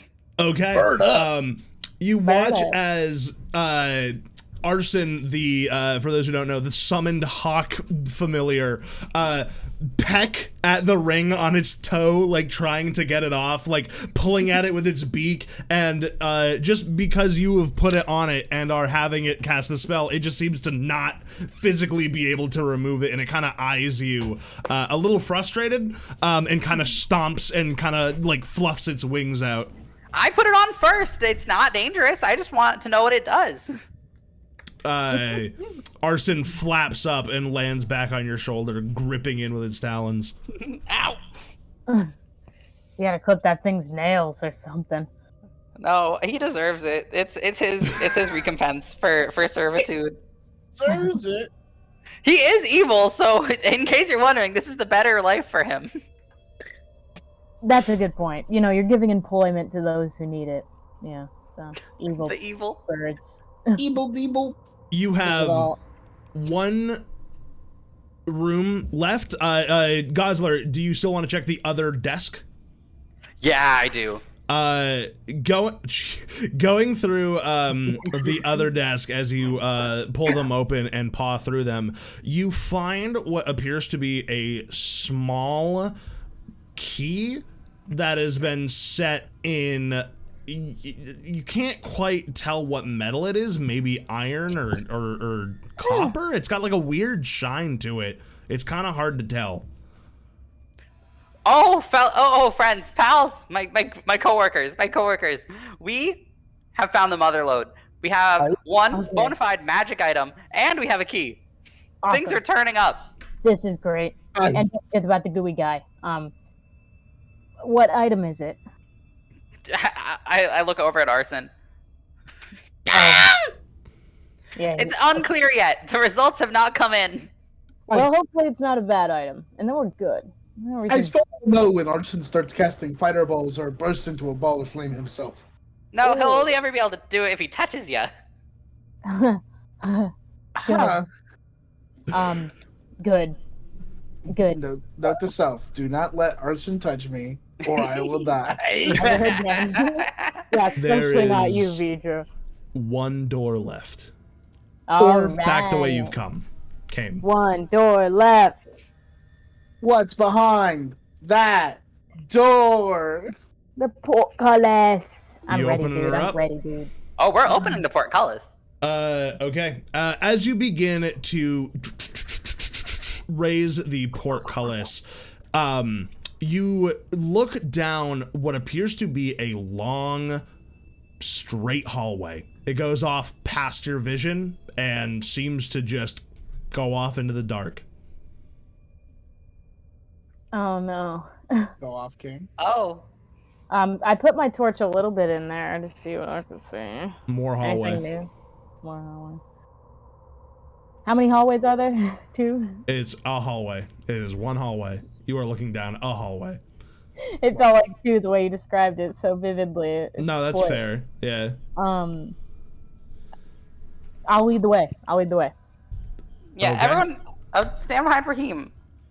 You follow Rahim down the corridor, one step at a time, delving further into the darkness, now only really being able to see from the torch light. I think that, Gozzler, you can see like a couple feet ahead, but I think having a light source so close to you is kind of fucking with your night vision a little bit.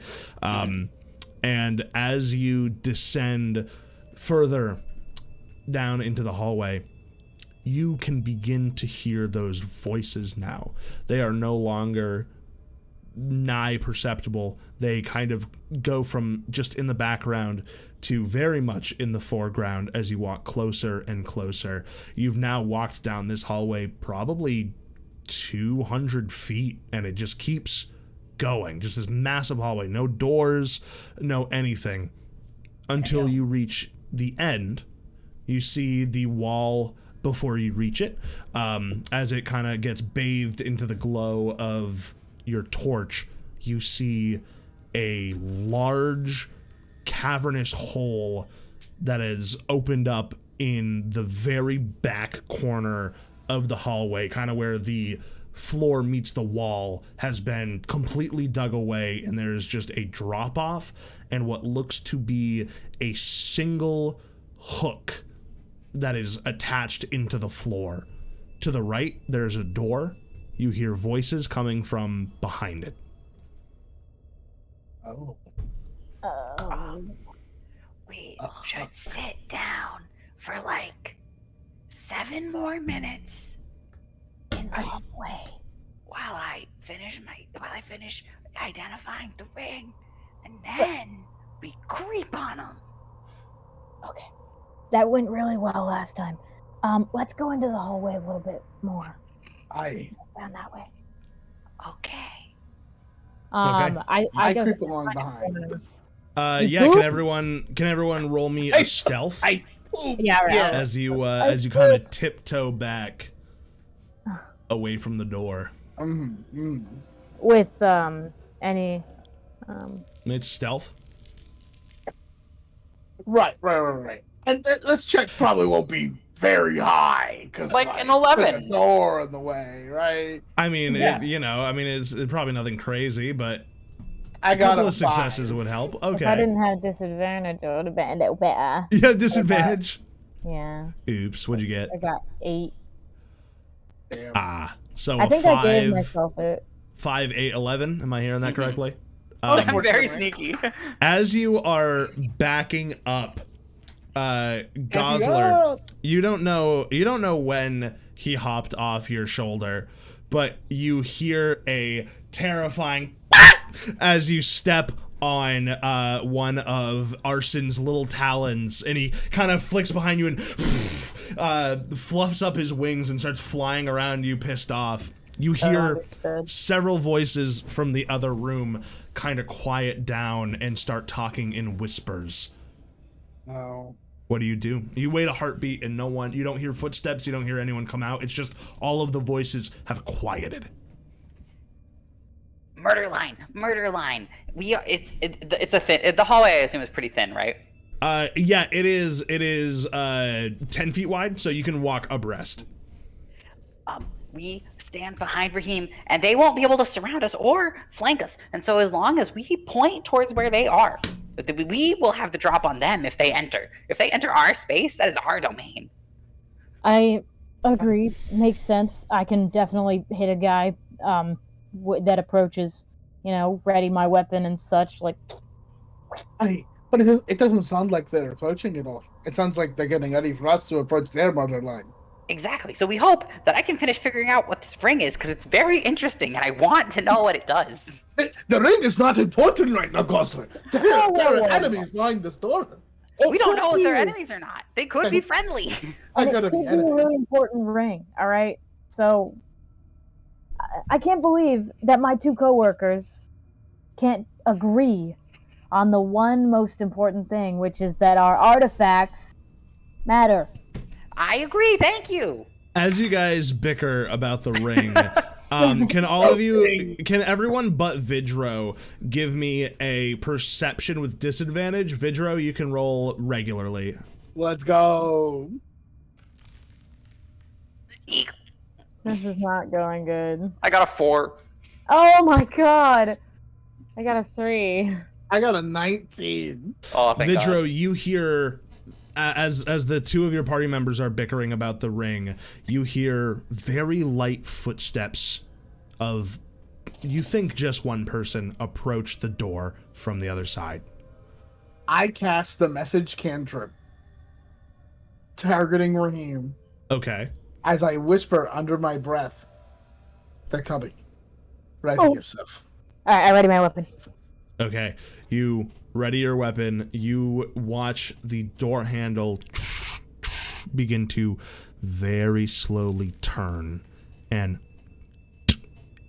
the door opens, and you watch as a pale face kind of peeks out. How close to the door are you standing? I know you backed up a little bit, but like how far away? Way down the hallway. We went so that we would be out of sight of the door. Okay. Is your torch still on? I'm guessing. Yeah. Yeah, probably. The figure, you see that they are illuminated by what appears to be very dim light coming from inside the room. Maybe like there might be a lantern back there or something glowing. And the figure kind of puts their head out and looks and sees you, and kind of seems to stare at you for a very long moment, kind of blinking. You can't really make out any facial figures, and then the door closes. It literally looked at us. It looked at you. It seemed to be a fairly short figure, probably 4 feet tall. It seemed to be very pale, and it seemed to have facial hair, but you couldn't really make out any specifics about the creature. I could say one thing. It definitely looks more human than that slime thing we fought earlier. That's a reassuring sign. Probably not a brain eater. That's not reassuring at all. Because if they know language, then they know tactics. And they can take us down easier. Yeah, but we defeated the Great Flame. Was that his name? Was that his entire name? Was it Flame? It was Flame. It was just Flame. No last name. Flame spelt with F-L-A-Y-M-E. It would be spelt with a Y. Oh. Okay, I guess we could... the thing on the ground, it's like, is it like a, like in the street, like a 1, 2. No, like it is like it looks like a squeeze if you were like making your way through an underground cavern and you were like, you know what I mean, like a squeeze, like a small hole that you can like fit through, if one was like chipped open. Like it looks like there might have been a natural small hole here that people kind of dug away at, and then the hook you saw is almost like a grappling hook. Like there seemed to be almost something attached to it. It was kind of pulled down and taut. Okay. We can either go down there, handle things diplomatically, or handle things undiplomatically. Those are kind of our, unless we just give up here, which I think would not be very fun. Giving up is not an option. Not at all. Very true. I would say we go in, make ourselves known. Okay. I am cautiously optimistic that these people might be sentient enough. Is it? Was the guy we saw the same sort of fellow that we saw like dead with the note? Could be. Unclear. He was pretty far away and he didn't have a lot of light on him. One of you guys needs to open the door and be introducing us. I'm gonna fuck it up. I put my finger to my nose. I'll parlay. the magnanimous and gregarious Gozzler Saravad will bridge the gap between our peoples. Thank you so much, Gozzler. Thank you. Gozzler, you go off down the hallway alone, kind of looking back at your friends who are standing huddled just in the torchlight in the middle of the hallway. I'll knock on the door. Okay, you knock on the door, and you hear some hushed whispers, and finally the door. You hear something press against the other side, and you hear, yeah, oh, yeah.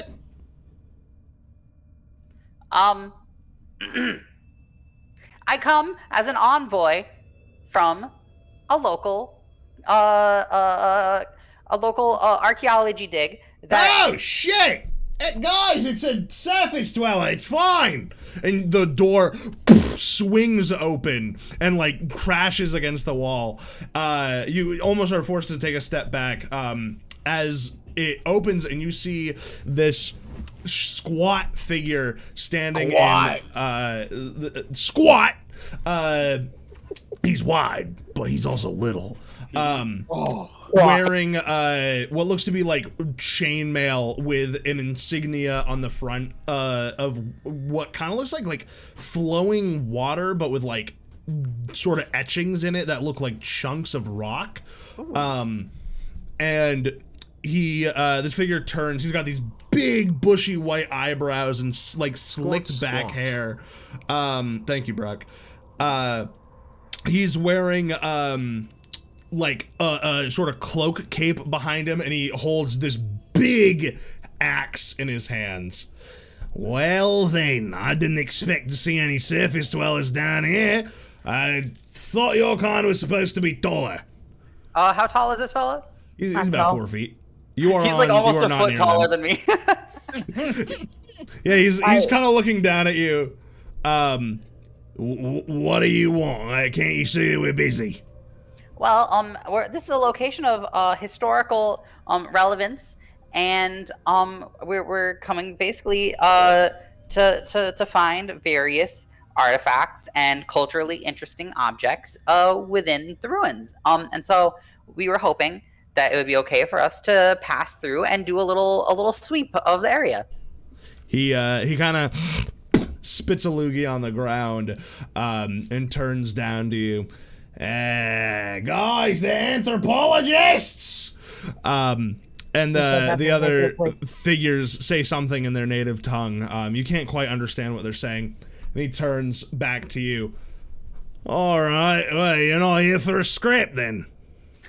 Preferably not. We just saw a little squid man who caused us a great deal of trouble. I use the term man sparingly. He was mostly just a squid with legs, more or less.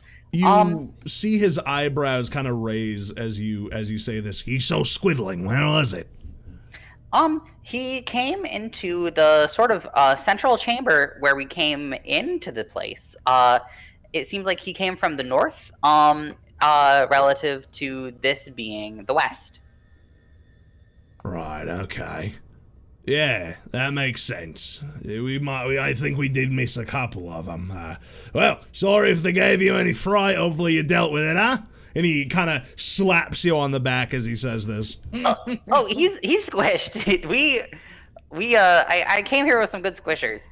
Well, you did right. Well, invite your friends on down and we'll have ourselves a bit of a talk, huh? My name is Quid.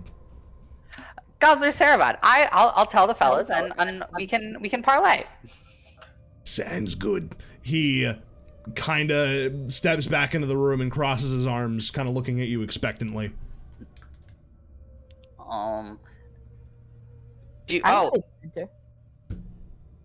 As a little greetings gift, I search my stuff as like a party favor, and I think the only interesting thing I can find to give a guy. Oh, I'll give him my culturally interesting pickaxe. I bet he'll like that. He takes it and looks at it for a really long moment. This is our brother's pickaxe. Oh, no! Did you come across him? We very well might have. He wrote, there was a man we saw with a note that said something about brainies. I'm guessing he... away. Oh, hello, big one. Hi, I figured. Well, that is unfortunate, but what can you do in this line of work? He takes the pickaxe. Well, thank you for returning this to me. Did you see the other one anyway? We did. I believe that we can get that one back to you in just a moment as well. That'd be perfect. It's my pickaxe. I had to leave it, but well, you know, hey, come join us, huh? We got a bit of we got any bread left? Yeah, we got some bread left. Come join us. I pull out the wheel of cheese we took from Flame's camp. His eyes immediately light up. Oh, we are gonna get along just fine. I knew that we had shared something in common. And I slice him off a slice and hand it to him. He immediately, like, snarfs it, just gone in an instant. He licks his fingers. I know they say that surface dwellers' food don't got enough flavor to it, but man, and milk not from a mushroom is something else. You guys have milk from mushrooms? Of course we got milk from mushrooms. Where'd you grow up, huh? I think you know the answer to that question. The Jaryn Guar residents have milk from scorpions, so we really shouldn't be ones to judge. Jaryn Guar, is that what's above us? Kind of, not really. Around. Interesting. All right. Well, here we'll share information. He walks over, and you see that there are 3 other similar-looking men in this room. One of them bears a rather nasty wound on his left arm, about halfway down the forearm. It looks like his hand and a little bit of his wrist have either been crushed or cut away, and it is now just a bandaged stump. There's blood in his beard, and like a little bit on his mouth, and he has an eye patch that seems to have recently been applied. He looks fairly banged up, but kind of smiles when he sees you guys come in. Another one of the figures, a taller gentleman with sort of this kind of like darker gray hair rather than pure white like the others. He stands probably the tallest of them at maybe even like 5.5 feet tall. Looks more human than the other ones. And finally, there is a much smaller one who does not have a beard, but instead he has a little mustache that has just started to grow in, and looks like he's the youngest out of the 4 of them. Quid turns and he says, "These are my brothers. That one's Bid, that's Fid, and that's Lid." What interesting names. I'm Rahim. All right, Rahim, welcome. Gozzler. That's Vidro. Gozzler. Gotcha. The others kind of wave. The one-handed gentleman waves weakly. I am the eldest brother of our little troop. Welcome to our sanctum, and he kind of gestures to a rather large room around. And now that you kind of look around, it's the first time you notice that not only is this room much larger than the sort of chambers that you've come through, but there is a cage sitting on the northeastern side of the room, and there's a figure hunched over, standing in the cage. Oh, Rahim is like instantly going over there. Quid kind of steps in front of you. Whoa, hey, listen, you don't want to get near him, he's dangerous. I'd like to hear that from him, I think. I don't think you would. Listen, you surface dwellers, you don't understand the dangers of the dark. Let us educate you. Hi. He kind of motions, here, give me your flame. And he kind of holds a hand out. He takes your torch from you and throws it over to the cage, and you watch as whatever is in it like backs up and shrieks away from the flames. You see another fairly squat like sort of figure, probably stands 4'3", except it has a tendrilled face and almost a squid-like protrusion coming off the top of its head. Its skin is that, god damn it, it's got this sort of slimy, wet skin and a rather nasty looking cut above its eye. Its eyes kind of look at you furiously as it sees the fire get close, and its tendrils kind of whip out like it's angry. It begins to speak in some guttural language, this but you can't make out any of the words. Does it look like it used to be a person? It does wear tattered clothing. The clothing look... Does anything about this person look familiar? It looks humanoid, but no one that you'd recognize. Okay. Did you capture an adult version of one of the squidlings? Is this what they grow up into? Aye, these things are called illithids. And he spits on the ground. Illithid. Oh, they're nasty creatures. They, seem to have beaten us here first. They, well, I guess that's what we should, talk about. Hey, come on over. And he brings you over. There are, several what look to be large, like mushroom toadstools that have been like deployed around in a circle, and there's a little tiny campfire with like a bunch of very dried mushrooms crackling for a source of flame. He kind of sits you down with his brothers, and the one with the missing hand speaks up. Well, I suppose I'll start. My name is Lyd, and yeah, we came here looking for riches. We're not too far away from our home in the Underdark. We came here because it is an ancient area that our family used to trade a long time ago. Apparently, our old family members who lived here were wiped out by illithids, as our people often are. We came here hoping to reclaim it, honestly hoping that the illithids had moved out, and it seems most of them did. However, subspecies, I think they may be, well, they kind of start out as these little larvae. They're about that big, and he holds up his fingers to show about 2 inches or so. They burrow into your head. Oh. They change what you were into what they are. Sometimes, though, the process doesn't complete itself and they get half-formed. He looks over. That Quasimodo over there is one such creature. Same with the smaller ones. This place was infested with a lot of the little ones. This is the only one we found. It seems to be made of a Duragar. That's our people, and I think it's probably one of our old relatives. They don't really age like we do, so they've been trapped in here for who knows how long, using it as a base, making their way out either into the world above or into the Underdark, taking unsuspecting victims and, well, I'm sure you saw what happened to our brother. You said they're half-formed. This is half-formed guy. Oh yeah, no, if they were any of the big steezes, we wouldn't mess with them. They could have the place for all we care, but these things aren't too hard to deal with.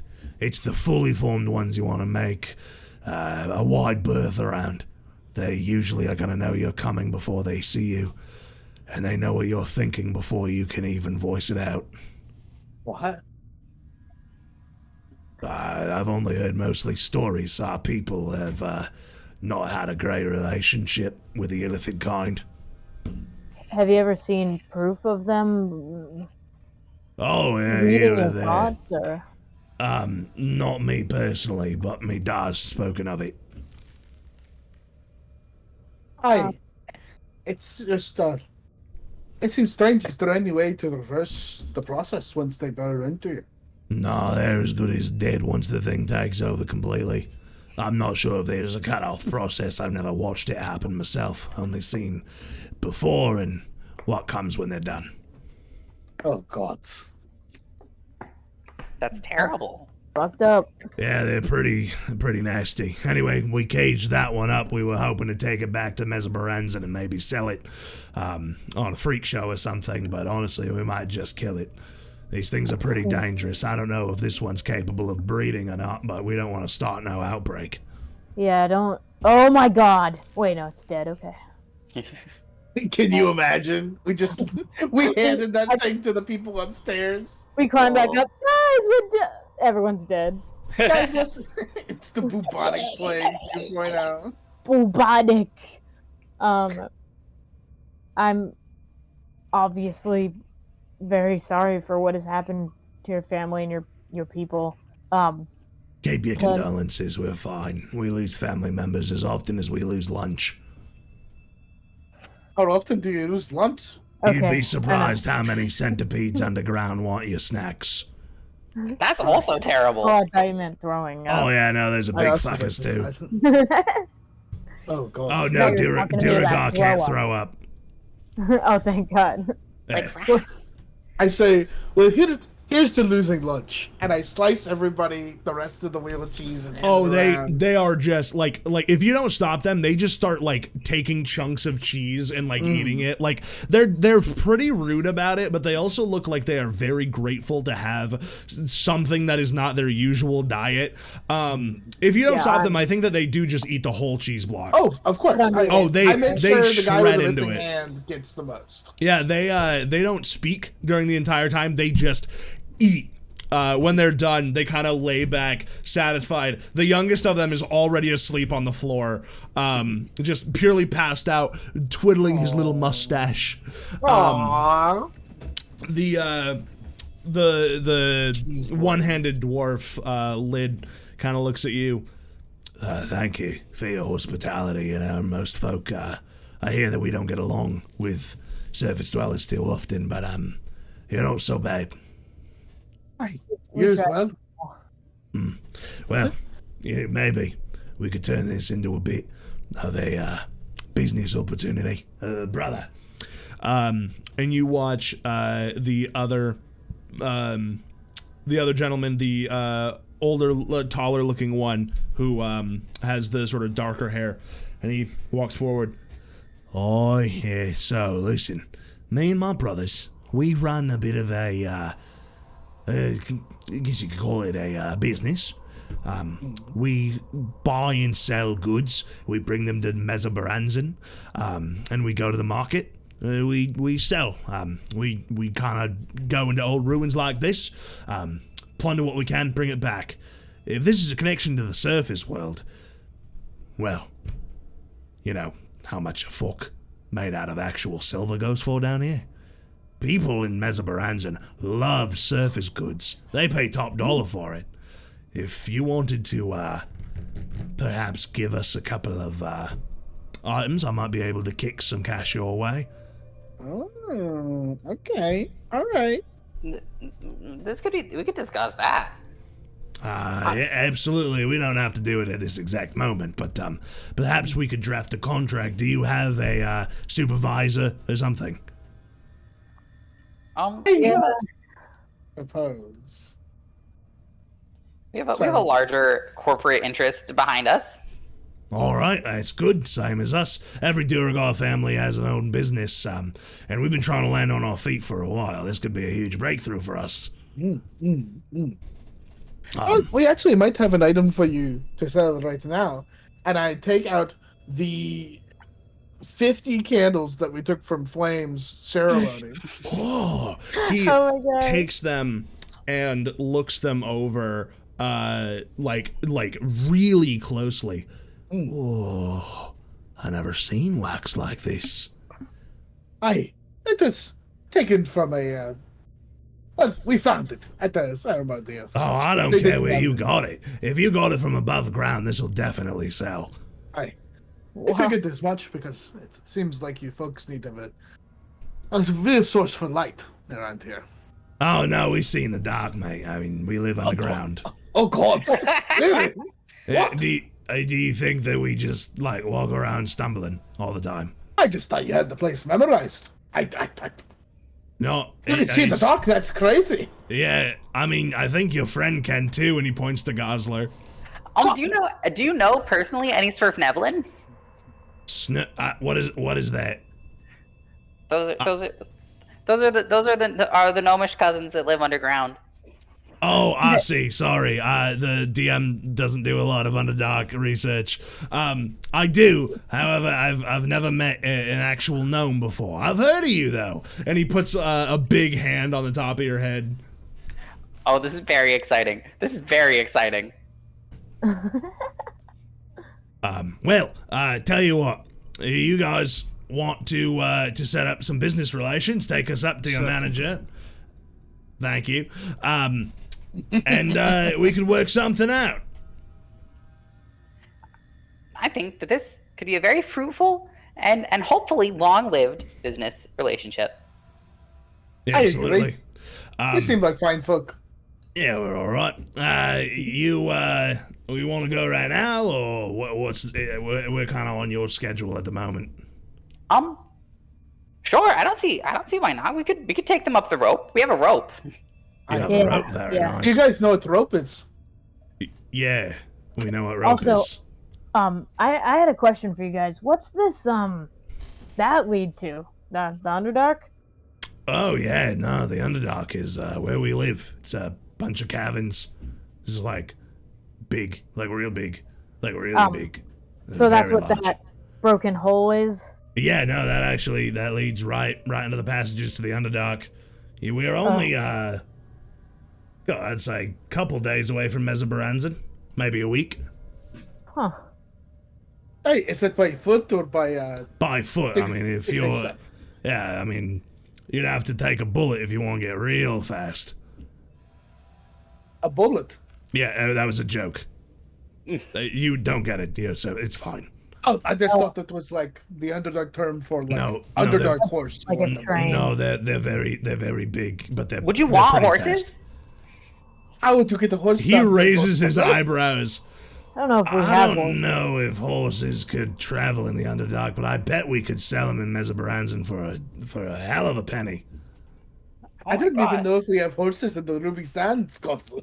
Yeah, we've kind of been riding snails and camels and scorpions. Would you guys want a snail? Unfortunately, if Guys, there's one stop thing we offering. have an absolute disgusting amount of, it is snails. Darn. We have so many snails. Yeah. God. Oh, what, you don't like them? No, I love snails. We're bursting at the seams with snails. That's fair. God. Okay. Who isn't bursting with snails nowadays? I honestly.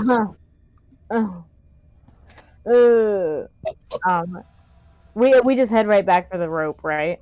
Yeah. Yeah, if you want. They Ready. Oh, they we can leave. grab their pickaxe on the way there. It's true. Yeah, they leave behind. Oh, I took the other pickaxe. Oops. Do you have the other one? You can Yeah, just I give it to did. him. I'm like, oh my god, sorry. Oh, here, no, that's sorry. fine. This is so Thank you. Quid, and I believe his name was Rid. Oh God.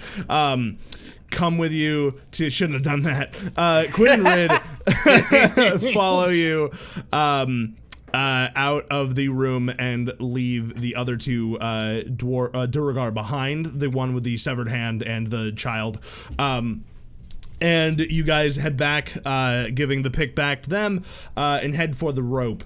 When you get back, you do see several of your orc friends are now in the middle chamber. It looks like there are two of them that have been placed on the ground and do not seem to be moving. Rangok kind of looks up at you guys. What on earth have you brought over to us? Business. We brought business with us.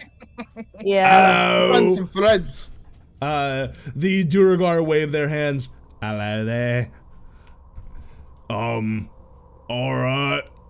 The other way is cleared now. Did you guys run into as many little squid things as we did?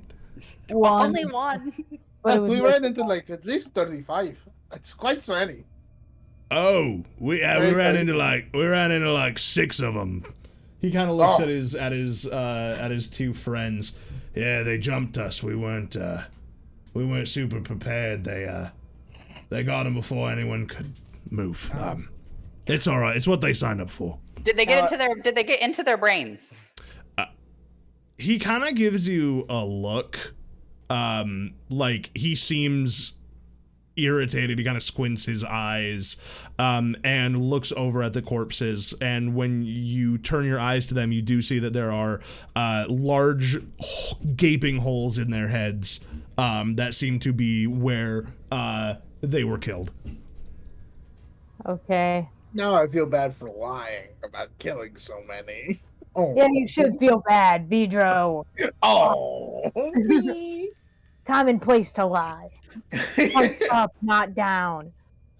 Okay. I think should we burn the bodies or?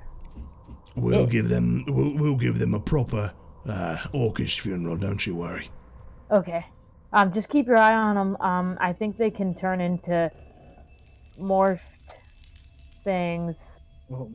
We'll make sure the bodies are taken care of.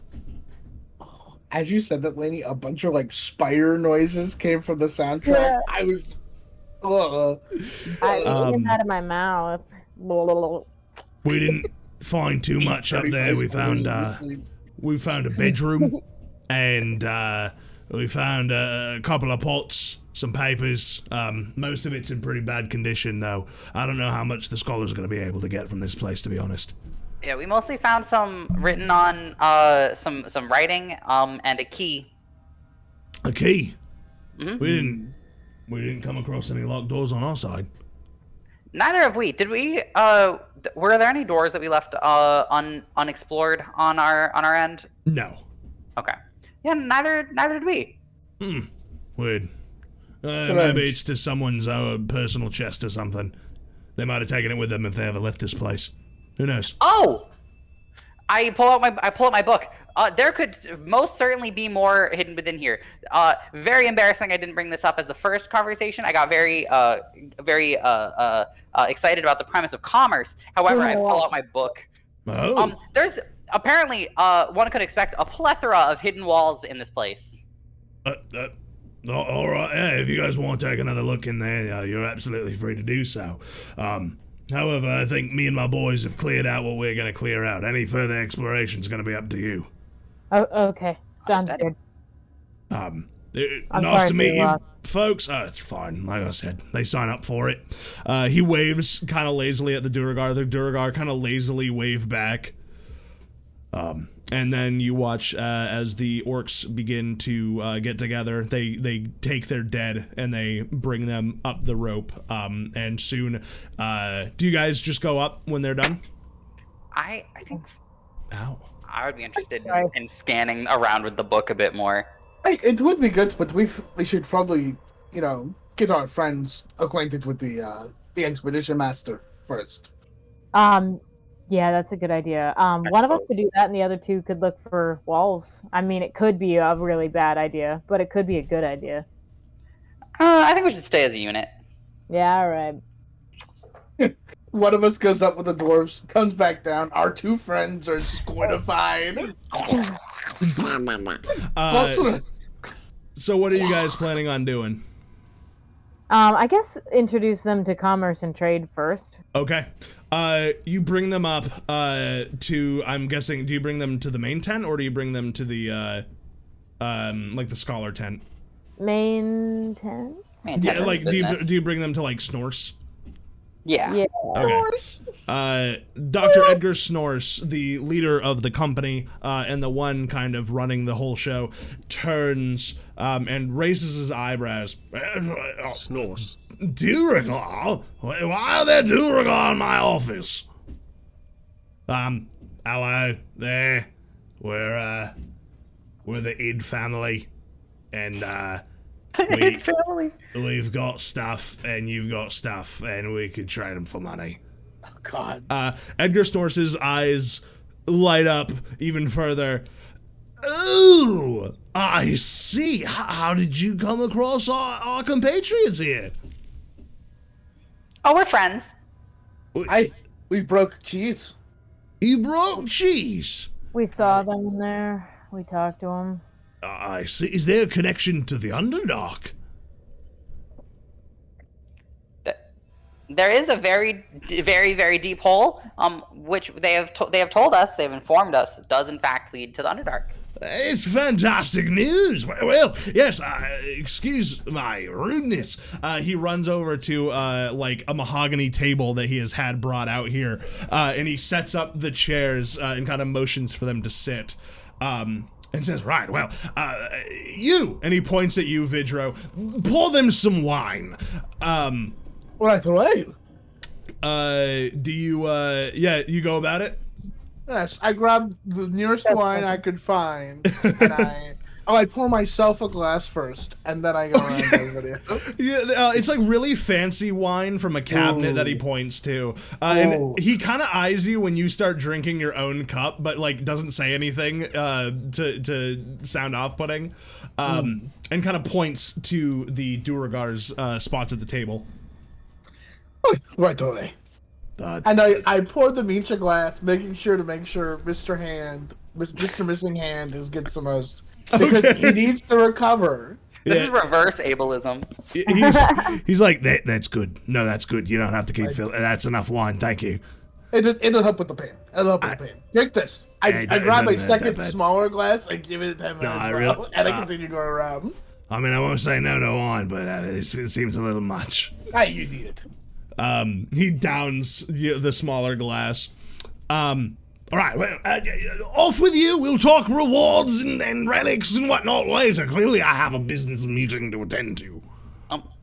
Okay, just remember, we're connection makers. You're also very valuable. Very slow with water. Now go! Okay. Grumble, grumble. Yeah, I grumble that. I don't say it out loud. Back to it. Back to it, yeah. I bring my cup with me. You bring your cup with you? Okay. With that, we are going to have to run an ad. Do we want to end there, or do you guys want to keep going? Great question. I could keep going for a little bit longer. Is that what people are... My only suffering is that it's so fucking hot in here. Yeah, I am actually dying. I'm straight up sweating so bad. Yeah, I mean, it's probably a good spot just in case we find, I don't know, a secret treasure trove full of squids. Or a boss monster. All right, well then we will end that there.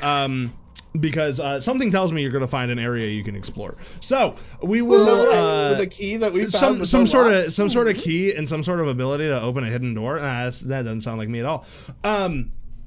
Thank you everyone for joining us for Jaryn Guar.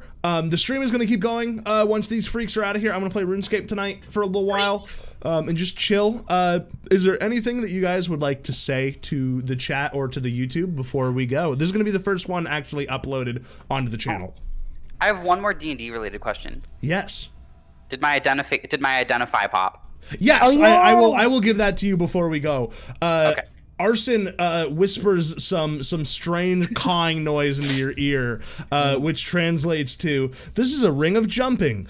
Requires attunement. While wearing this ring, you can cast the jump spell as a bonus action at will, but you can only target yourself when you do so." Oh my god! Well, what? Springy. Does it have charges? Nope. It just, oh my gosh. What? You can cast the spell jump on yourself whenever you want as a bonus action. Bro. Whoa! Golden legendary! This is why you always dig through sand. It is uncommon. It triples your jumping distance. Oh my gosh. By peoples. Zam. All right, with that is the end of the episode. Thank you everyone so much for watching. We are going to take a quick break while I go to the bathroom and turn my AC on. These freaks are going to get the fuck off my screen. Bro. Bye. And then we're going to chill. Goodbye, everyone. Thank you so much for playing. Goodbye. Bye. Goodbye. Bye-bye. Goodbye. We're getting off the screen. Oh no. They're getting off the stream. Oh my god, I hate them so much. I can't wait for them to be gone. They're so gross. They smell so bad. Oh my god. Oh, they're gone, thank god. Okay.